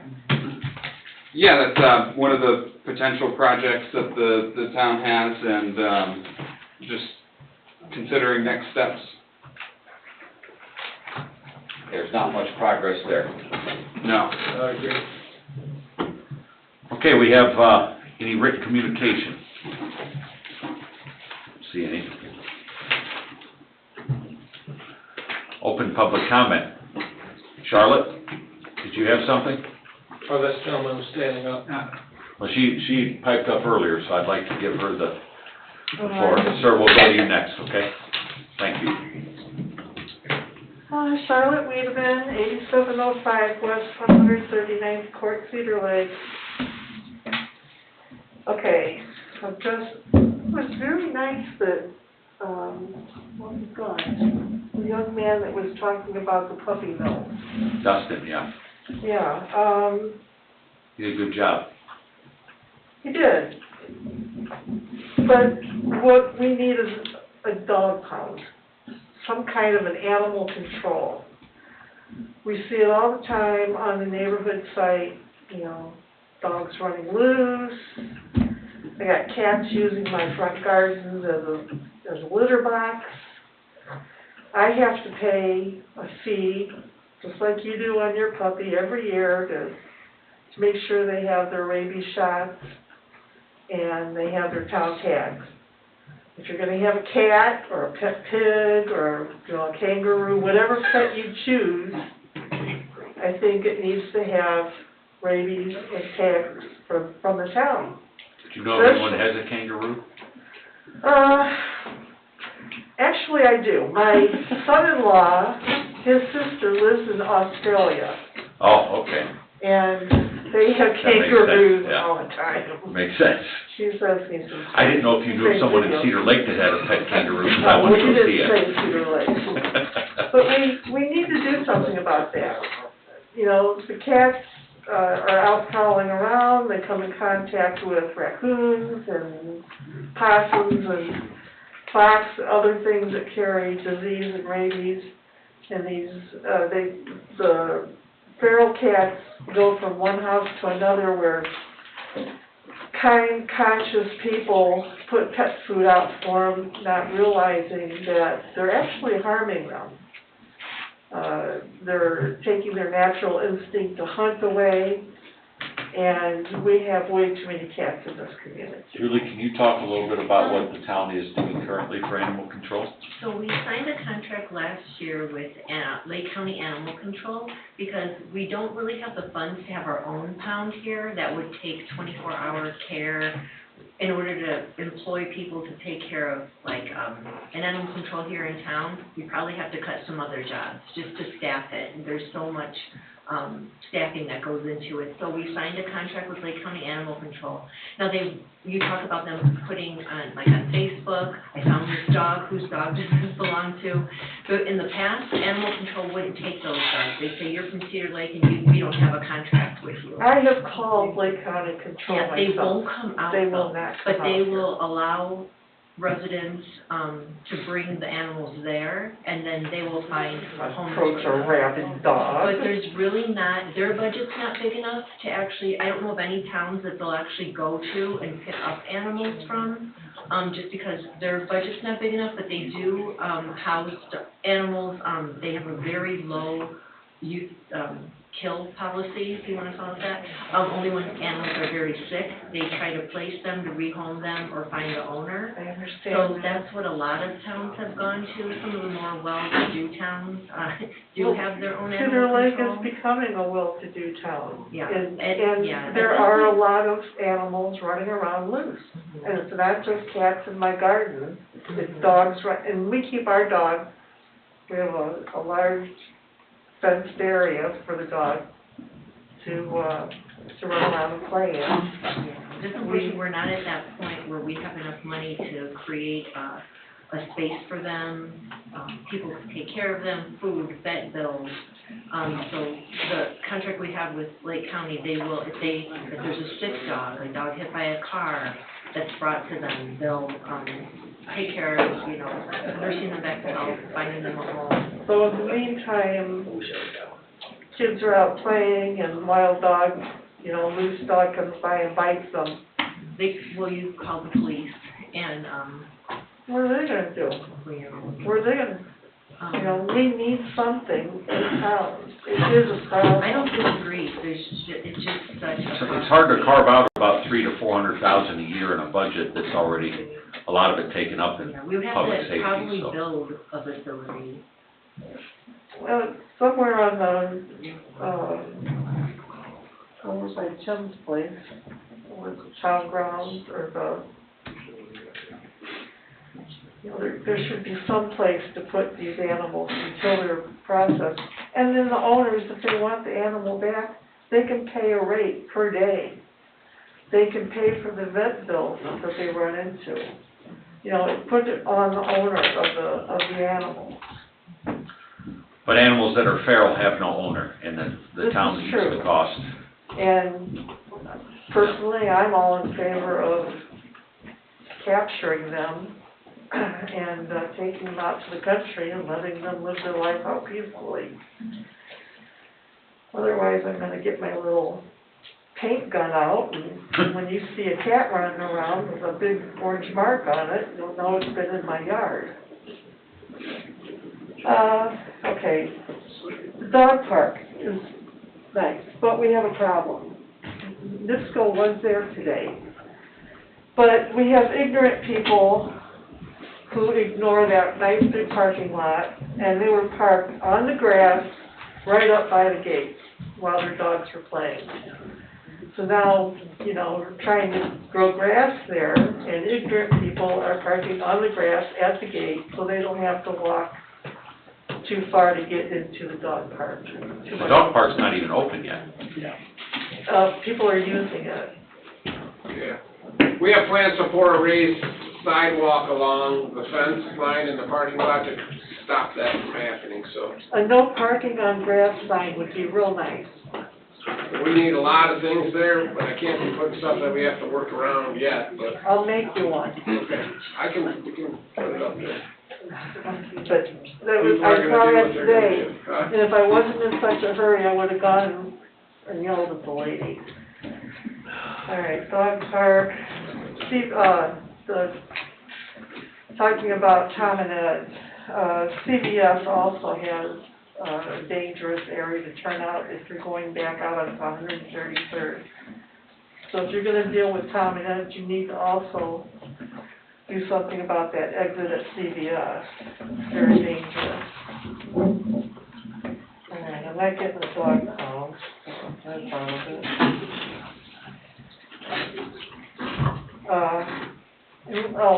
And going back to, the animal, animal issue is the improper breeding of animals. And everybody wants a cockapoo, a poodle-doo, whatever do you've got. And you know from past experience. I think you're making fun of me. Yeah, a little bit. Jeez, oh Pete. I'm sorry about it. It's okay. You I know, can take it. The problem is, and you've experienced this apparently, Mhm. that they run into, health hazards, health problems, because they're improperly bred. I have seen in various, sale publications, Chihuahuas that have been bred with Great Danes. You know, it just blows my mind what people are doing to these poor animals. So it does need to be addressed. And you have to be able to provide the providence. If you want to open your dog store, or Julie wants to open her dog store and buy dogs from you, or cats, you as the owner of the store should be able to provide the provenance of the animal, of where it came from when it was born, and have a file showing pictures of where they've come from. Yeah, breeding papers. Breeding papers, you know, yeah, I chose to have my Great Dane and the Chihuahua get together and have a night of it. That'd be a weird breed of a dog. I'm telling you, people are out there, and the man who bred the first golden doodle is so disgusted by it, he's so sorry he even did it. And personally, I like them, I think they're very pretty animals, but. My little Aussie doodle has like these hazel eyes. Has what color eyes? Hazel. Hazel. Yeah, they're unbelievable. Yeah, Hypnotizing. Yeah, cool you know what color eyes your wife has? Brown. Okay, just checking. Calling me out again, Charlotte. I work at. Holy smokes.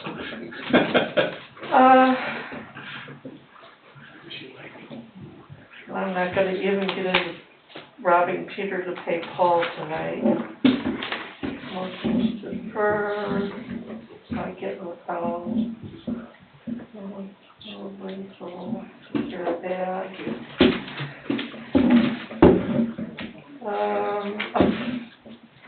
You're able to put a sidewalk from what, Klein Avenue to the town grounds, is that it? That's what the proposal we're working on is, yes. I don't want a sidewalk. I'd be happy if you would pave the streets. Butternut is gravel. It's like going down an old alley in some decrepit town. So this sidewalk project is totally different funding sources. It's a grant. We can't use that money for pavement on a road. Okay, It's through a federal grant. what is that thing that he wants to drive? He wants to drive the total patcher. Bob Is that wants the one that patches potholes? You wanna try it after Bob? Go for it. It does a better job than using Code Patch. Code Patch cost us, the last I knew, $105, and this here cost us about $35. As a homeowner, we're buying our own patch and patching in front of our own home. That's how bad it is. Yeah, there's a lot of potholes right now, a lot of them. Butternut, and I don't live on Butternut, it runs alongside my property, is not a pothole. It's just not. The road's street. gone, it needs The total road's gone. reconstruction. So, that needs to be taken care of, and I don't want sidewalks in my neighborhood. All right, I'm done crabbing. Charlotte, you're always welcome. It's good to see you again. Thank you very much. Thank you. Thank you. Thank you. Sir? Thank you for your patience. No problem, no problem. Ladies and gentlemen of the council, Your name and address for the record. I'm gonna get right to that. My name is Brad Fuss. I live at 12754 Stevenson Street, Crystal Oak Estates. I've lived in Cedar Lake now for almost 6 years. I reside in Crystal Oak Estates subdivision on Stevenson Street. In those 6 years, I've seen Cedar Lake growing at a fast rate, with subdivisions popping up like homes south of 133rd, and a subdivision east of Robin's Nest, and homes and townhomes off of Parish and 141st. In that time, I could only imagine the needs to upgrade the water system in our town. I also understand that a huge importance of one of our greatest natural resources is water. I also understand that the most of the revenue water brings into the community each month, okay? Those dollars are important to our community, and the revenue would help with the new town equipment and renovation projects. I also understand that many of the older subdivisions are on an independent well system. And many of the new subdivisions are on the community well system. Is it the objective of the town and the town council to put those residents that are on independent wells over to the community well? Okay?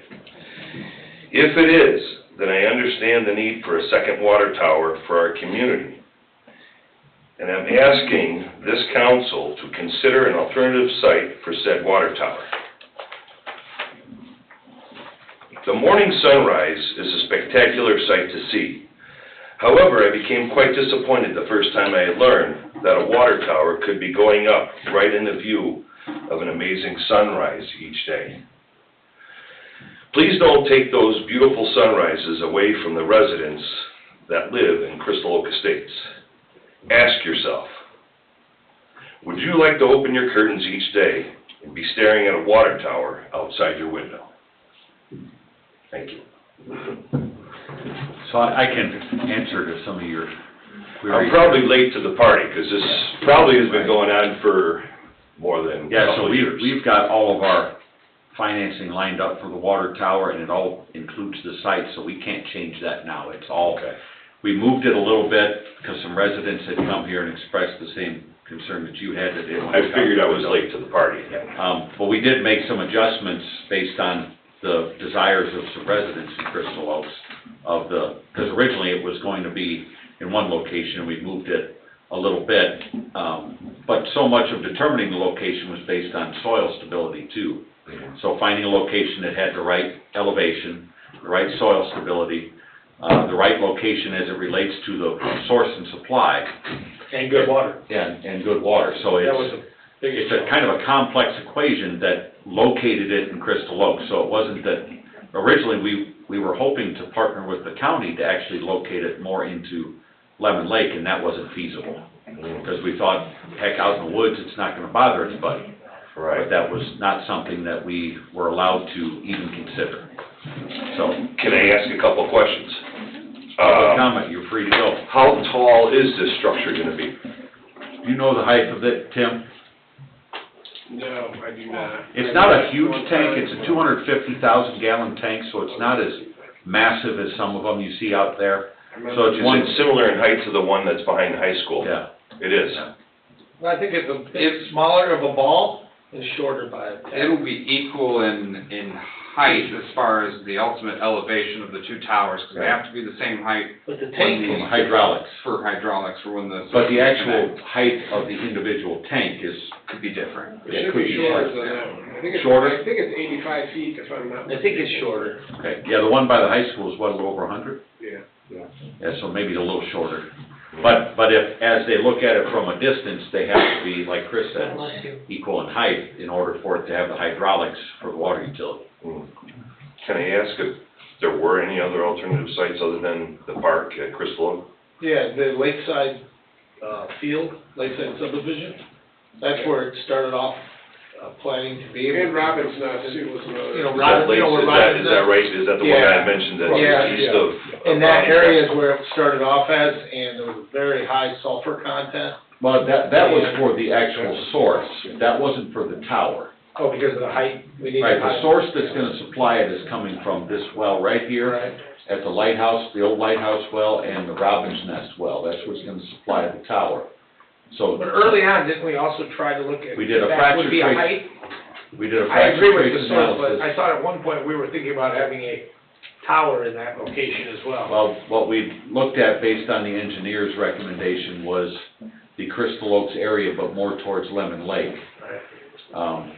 It would have actually been an unincorporated Lake County, Right. which we would have had to work with Lake Yeah, I County guess in you're right, order yeah, we never to did manage that. that, and so no, the locations that the engineer had zeroed in on based on what Chris had said, the hydraulic factors, the elevation, soil stability, and things like that was always right in that area. Because it's a high elevation area. Right. As you can assume, my house faces east. I understand. So when I open up my curtains, No, I that's what understand. I'm looking at. Yep, I definitely understand. Hopefully it will be less intrusive than what you think. But I can't give you the right answer tonight, so. Yeah, but it's moving forward. Obviously, I'm too Oh, late. yeah, it's already well in the works. It's been awarded. Bids Yeah, awarded. bids are awarded. We've actually been working on it about 2 years. Right. We had I heard a rumor about it, and then We had a forum obviously- here. What's that? We had a public forum here Oh, yeah? that we had sent out notice to all the residents out there to attend, and a few people did. I'm surprised. My wife probably threw it out. It happens. That's, We did our best to try and make sure that we were proactive with all of this to make sure that people understood what was coming. And what was the input from the people that did show up?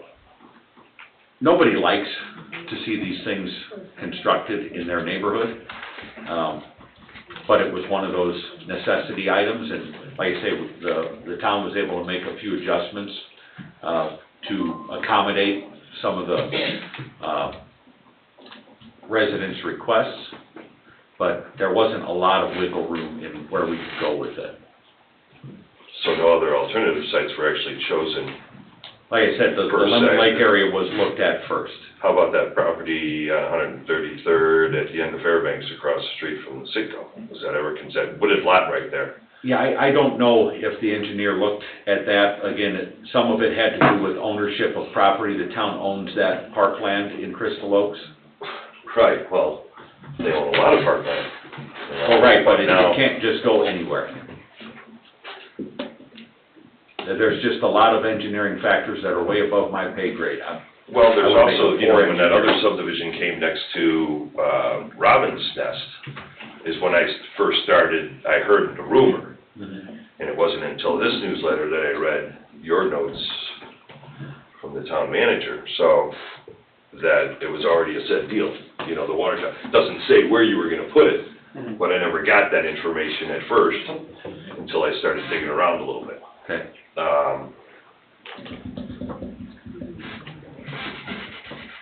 Well, sorry, I can't give you the answer you desire, sir.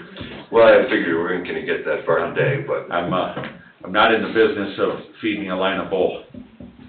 no. I just, you know, 6 years ago when I bought that house, I didn't expect to be looking at a water tower when I opened up curtains. I don't think any of us expected to see what we've seen here. No, but you wouldn't like it in front of your house either, though, right? Property value, I get What's it. that? how's it gonna affect your property value? Well, that's not necessarily true. In some cases, they go down 10%. That's Okay, what I'm because asking. when a desirable buyer comes into my home and they open the curtains, oh, God, look at that. It's a water tower. So, all right, do me one favor.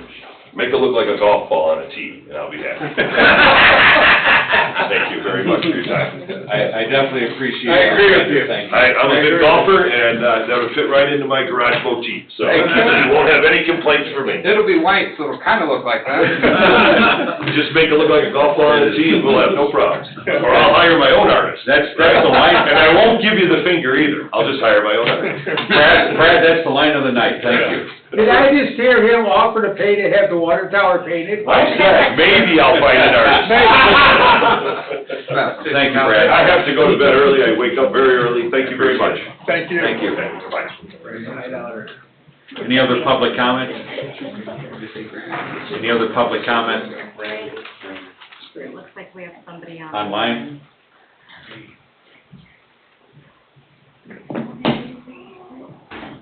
Hello? Can you hear me? Yes.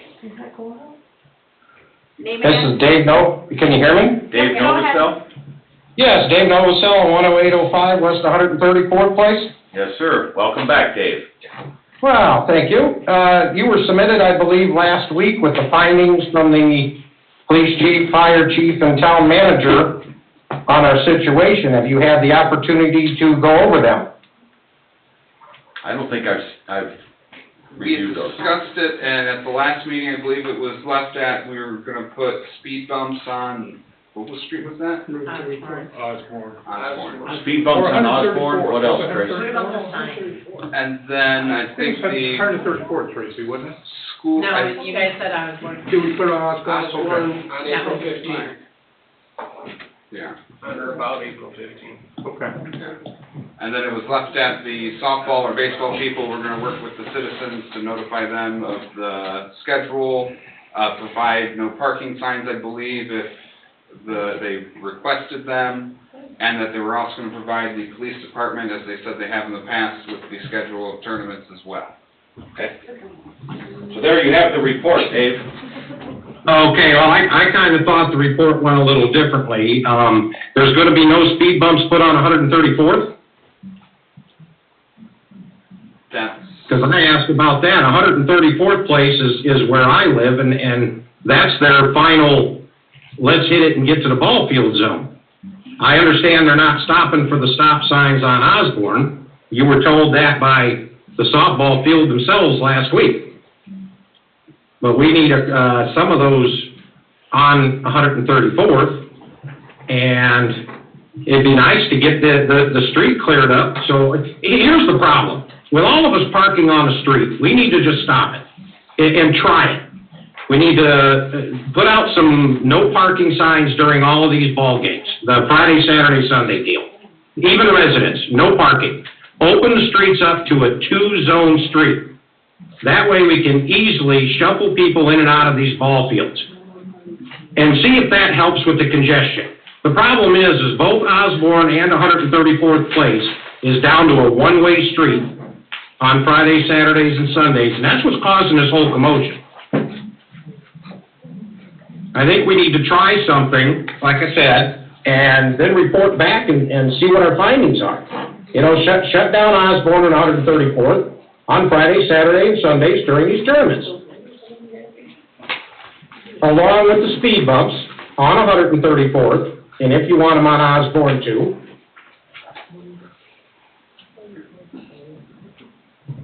Is this possible? Is it possible to get those extra speed bumps on 134th Place? Like, would that cause a problem? I don't know how many we have. We have to take an inventory and. Yeah, I know that I have enough for three, I think I have enough for 3 speed bumps, and I may have, I don't recall, I know I have a pallet of them, and I think we had some extra ones from the roundabout detour, but it's been since then, since I've seen them, so I've seen them on a pallet, but I can't honestly say how many we have. If you find them, could you place them on 134th? Yep, I mean, I can put them wherever you guys want them. Well, let's see how many we got, and we can come back next meeting to it, chance to look and see how many we got. Yep. And you said April 15th was, That was that was the discussion at the meeting, like around April 15th would be the time to get them out there, so I don't know when the game started or whatever, but that was kind of the roundabout date of when to put them in. okay. That I was told that at that meeting. Okay, We agreed on that around April 15th day. all right, Thank you. thank you. All right, what about police order no parking signs during the tournaments? On Fridays, Saturdays, and Sundays to open these roads up and see if that helps. Any comments, Carl, on that? Same as last meeting.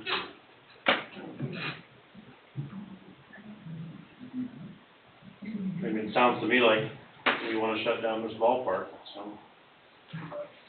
I didn't say I wanted to shut down the ballpark. Now, the resident from the ballpark himself, Mark, got up there and said, he has been at Townsend and had to walk 3 blocks.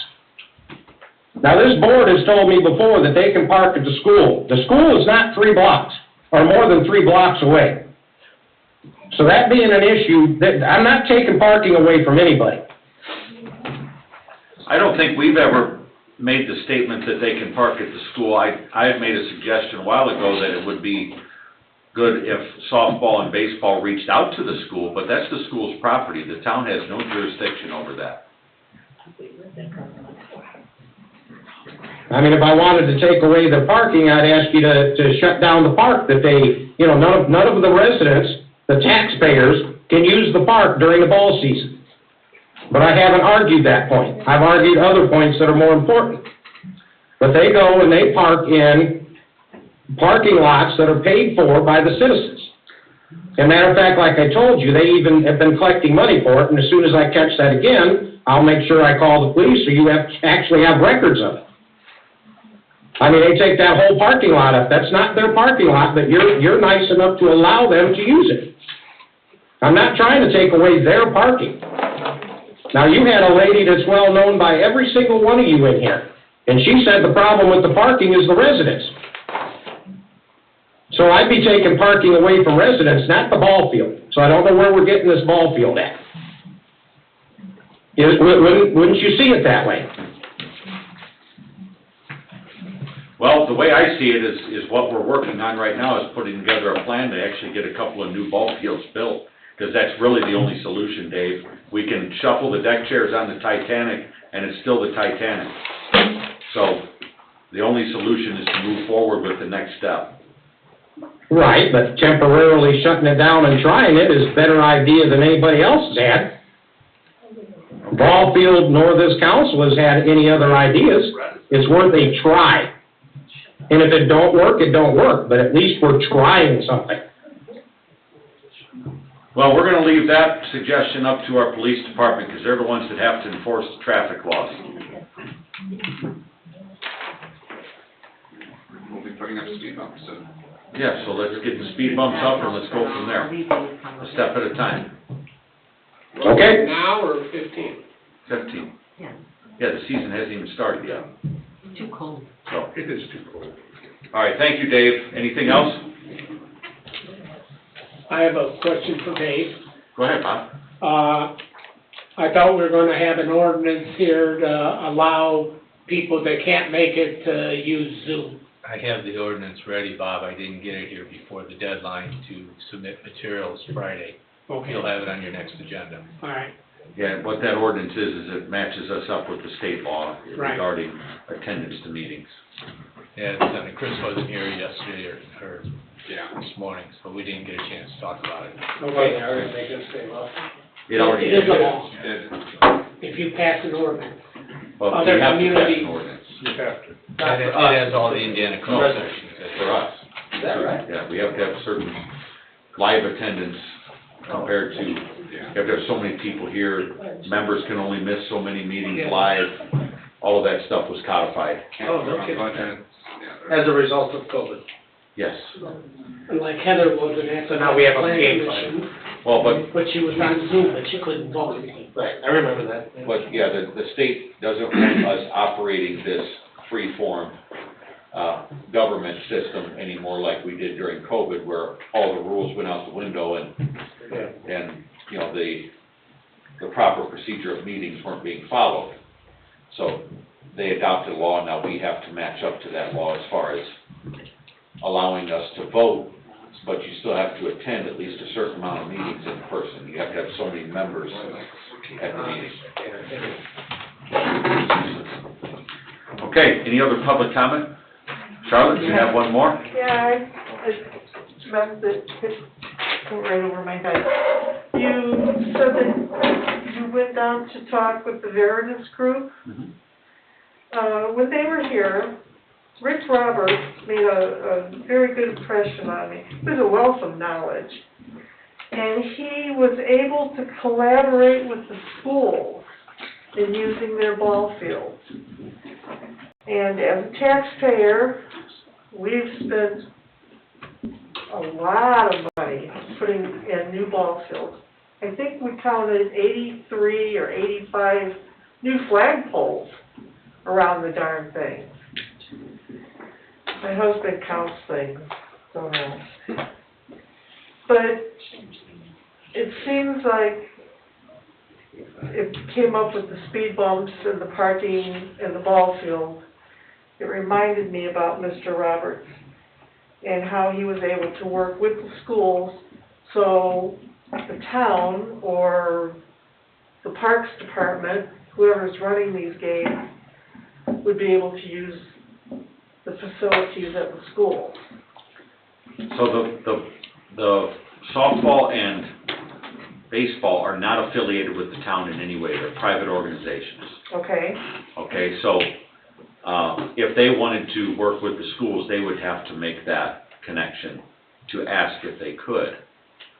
As far as the town building facilities, this is more of a community-wide approach As to far as facilities. the town building, a sports complex with ball fields, why? That money could possibly go somewhere else. We need police cameras. Be- We need, It's different sources of funds, ma'am, totally different sources of funds. I sit here and I listen to you people play the game of rob Peter to pay Paul. Take money from the TIF district and put it in bonds and however you manage the money around here. There's no robbing Peter to pay Paul, it's all statutorily guided. I'm just- I'm sure it is. Yeah. Each cup has a, Everything what we has can spend it. everything has a lane. But money gets moved around. No, it I've doesn't. heard it, we're gonna take it from this fund, and then you have to pay it back. I've heard In years it done past, when we here. had and from 2007 till a couple of years ago, when Lake County started getting the proper amount of money from the state, we did do that from time to time. We would borrow from sewer treatment, use it to pay our bills, because we didn't get the proper dollar amount from the state, because we had some disagreements as well as, I think, St. Joe County. And since then, we haven't really done that a whole lot. Okay, but still, instead of building a sports complex, it seems like, It's a community park is what it is.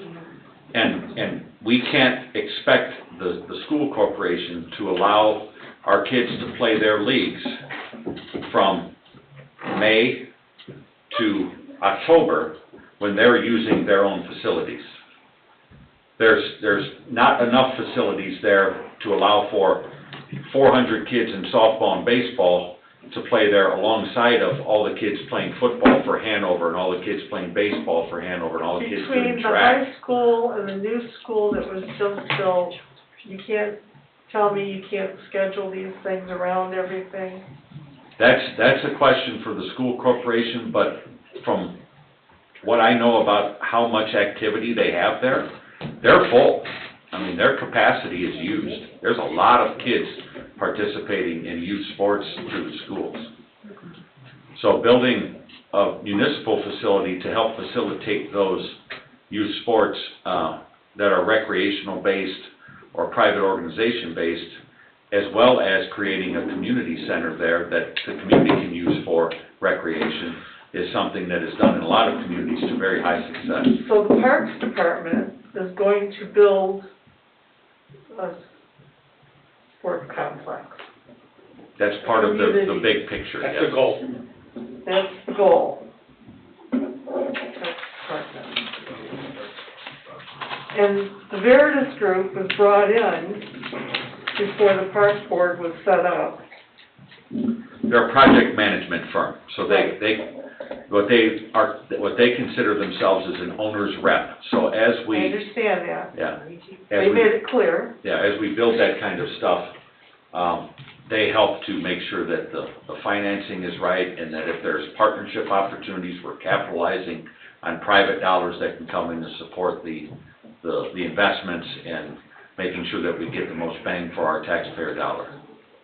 And part of that, getting the best bang for our dollar, would be collaboration with the school.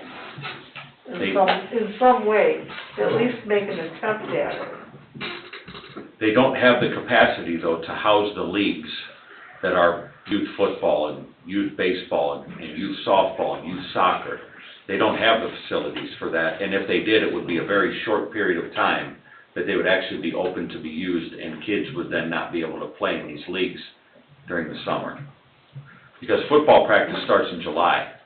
Okay, so the schools have a sports program, and they have the facilities for it. And the Parks Department is going to run similar, No, the Parks Department is not going to run sports programs other than probably a rec soccer league. But the baseball and softball will run their own leagues. The and Cedar Lake Little League who is, sponsors that? Cedar Lake Little League is its own organization. Cedar Lake Softball is its own organization. They have their own charter, they have their own non-profit, they have their own bylaws, they file their own tax returns. They are their own entities. But we're gonna build ball fields, and they're going to rent them from the Parks Department? No, it will be a part of providing service to the community at large, that those ball fields can be used for their leagues as well as other community, events. Seems a little redundant. It's not though, because right now they're bursting at the seams, they're overflowing. Kids are leaving our community to go other places to play because we don't have facilities here. The goal is to keep kids here in Cedar Lake, develop that sense of community ownership, and have them wear that Cedar Lake across their chest like a lot of us did growing up. But right now they have to go to St. John, they have to go to Crown Point to have the facilities to participate in youth sports. And that's something that the community, and I understand your opinion, but most people that have inputted to us as we've campaigned over the years desire this. Really? So you may not feel the same, and I respect that, but most people feel like this is something we need to invest in as a community to keep our kids at home and to create this kind of hometown pride around our youth activities in the summertime. Okay, thank you. Thank you, Charlotte. Any other public comment? Okay, anything else online? Thank you. I appreciate everyone coming tonight and attending. Our next town council meeting will be Tuesday, April 19th at 7 p.m. preceded at 6:30 p.m. by a utility board meeting. This meeting's adjourned.